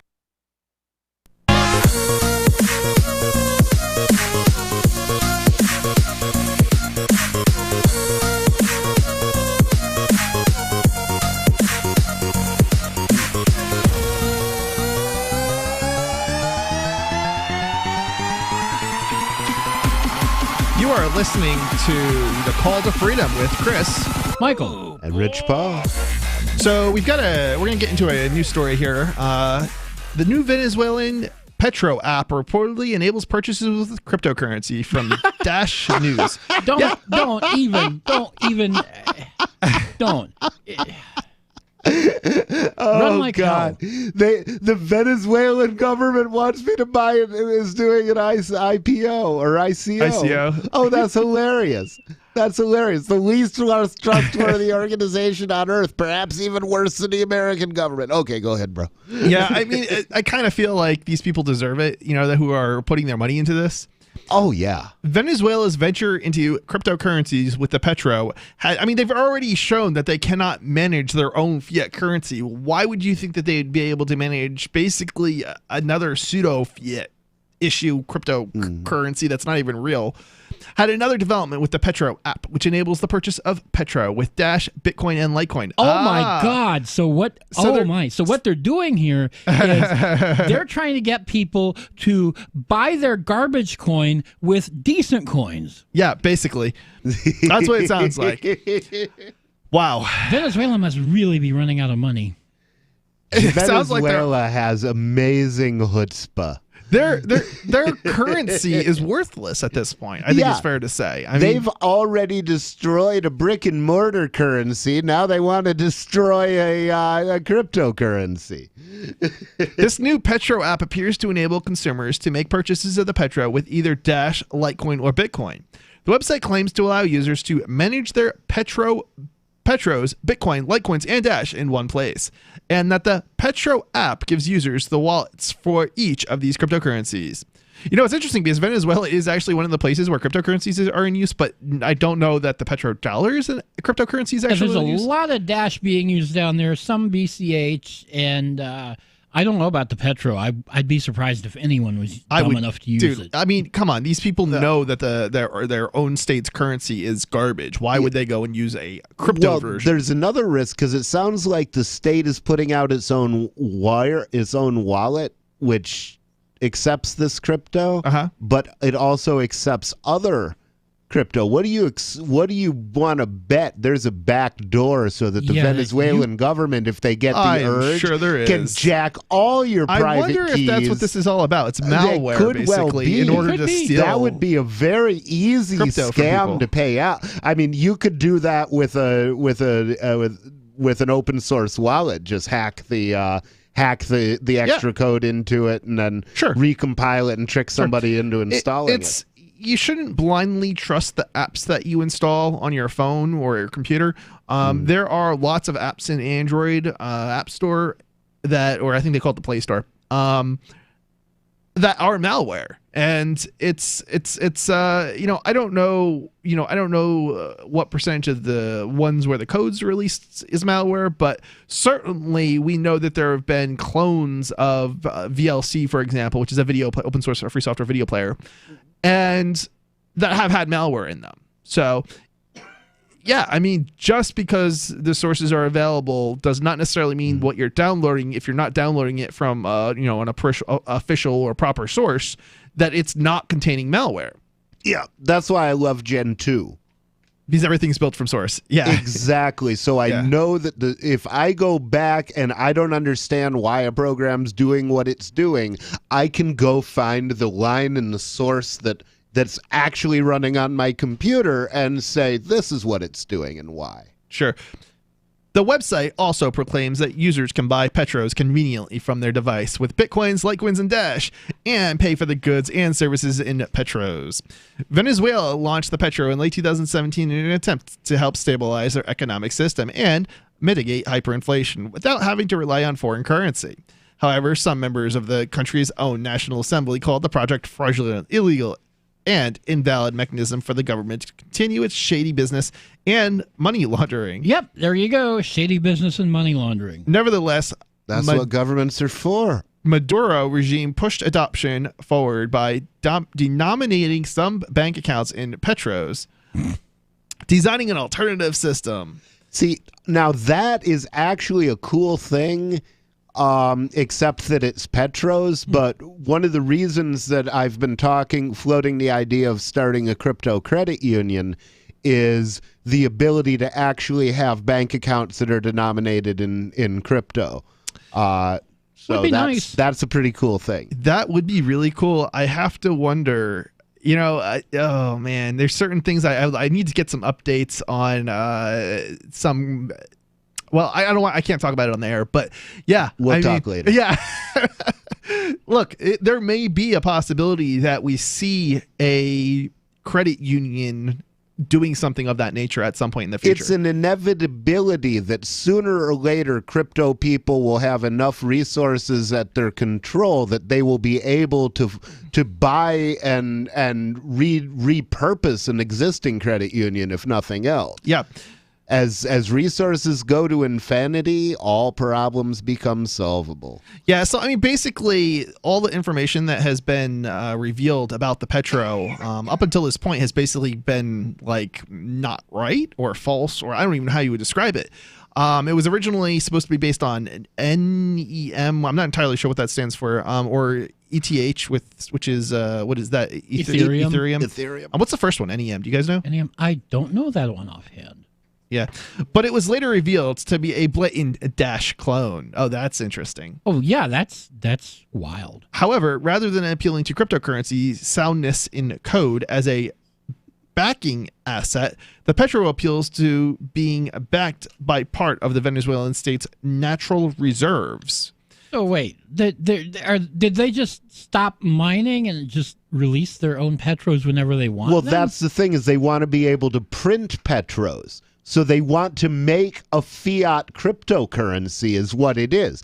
People say cryptocurrency is fiat. No, it's not, except this cryptocurrency, it sounds like, is fiat. Yeah. I don't understand how it's a Dash clone. If it's a Dash clone, you would think that it is. They just took the Dash source code when you and clone modified thing, it. you always clone something. You always change it, or you wouldn't have cloned it in the first place. I don't necessarily think that's the case, other than some minor changes. I mean, you can't change Bitcoin into Bitcoin Cash without changing the code to make it talk to the appropriate hosts on the appropriate or do whatever the Bitcoin Cash code does, which is different from the Bitcoin. I still like if it is actually a Dash clone, then it is a real cryptocurrency. It's just not really backed by Petro. But it's a real cryptocurrency that where chances are the mining, this is my guess, the mining is going to be restricted to the Venezuelan government, which means Is that possible? Yeah, it's possible. Yeah. Okay. Yeah, just ignore all other machines for consensus. Okay. And so once you've done that, you've got a cryptographic bookkeeping system. It becomes cheap to crunch the numbers because the difficulty will always be down on the floor because you've got one old Apple II mining the stuff in the corner, but it's getting all the rewards because nobody can compete with it. Additionally, there are still many uncertainties about what the Petro is actually worth. The Venezuelan government has supposedly pegged their sovereign bolivar so that as a unit of account, the Petro's value is to be of 9,000 sovereign bolivars, according to their central bank's announcement. A previous investigative analysis. Okay, so they're fixing the price to their national currency, or they're just issuing it at that price. Utter insanity to me. What a bad idea. So they're literally tying their brand new crypto to the sinking ship of their hyperinflating fiat currency. Sounds like it. Oh, what could possibly go right? A previous investigative analysis in March 2019 attempted to discover the price of the Petro. This would mean that one Petro, supposedly backed by an oil barrel, would be worth $14.10. Looking at the exchange rate of Banco de Venezuela, a commercial bank acquired by the government for $1 billion back in 2009, one petro is currently worth roughly 38,200 sovereign bolivars, or about $59.85. That's scary. Yeah, I mean, it's unbelievable, to be honest. I mean, how can it be backed in cash and oil? What is it actually backed in? How does it represent who knows a barrel of oil when it represents some fixed number of a hyperinflating currency? Yeah, and they previously said that you won't be able to actually get oil for your petro. So what good is it? It's not really backed by it. A bag of hammers. It's worthless. It's unbelievable. If anybody actually buys this, I will be shocked. This is why Venezuelans need AR-15s. Yep. Oh, yeah. Ari and I will be back tomorrow. This has been the Call to Freedom. Stay tuned. Free Talk Live is up next. Peace inside is right with Why did you move to the Shire? I moved here to the Shire because there's other people around who take liberty just as seriously as I do. I moved to the Shire because I saw videos of people challenging authority and thought that I could get support myself. It called to me, like, do this right now. I wanted to be around people like me who got it. And once I got here, I knew there was nowhere else that I wanted to be. I've always wanted to change the world. So I moved to the Shire to join people who were actually working towards doing the same thing.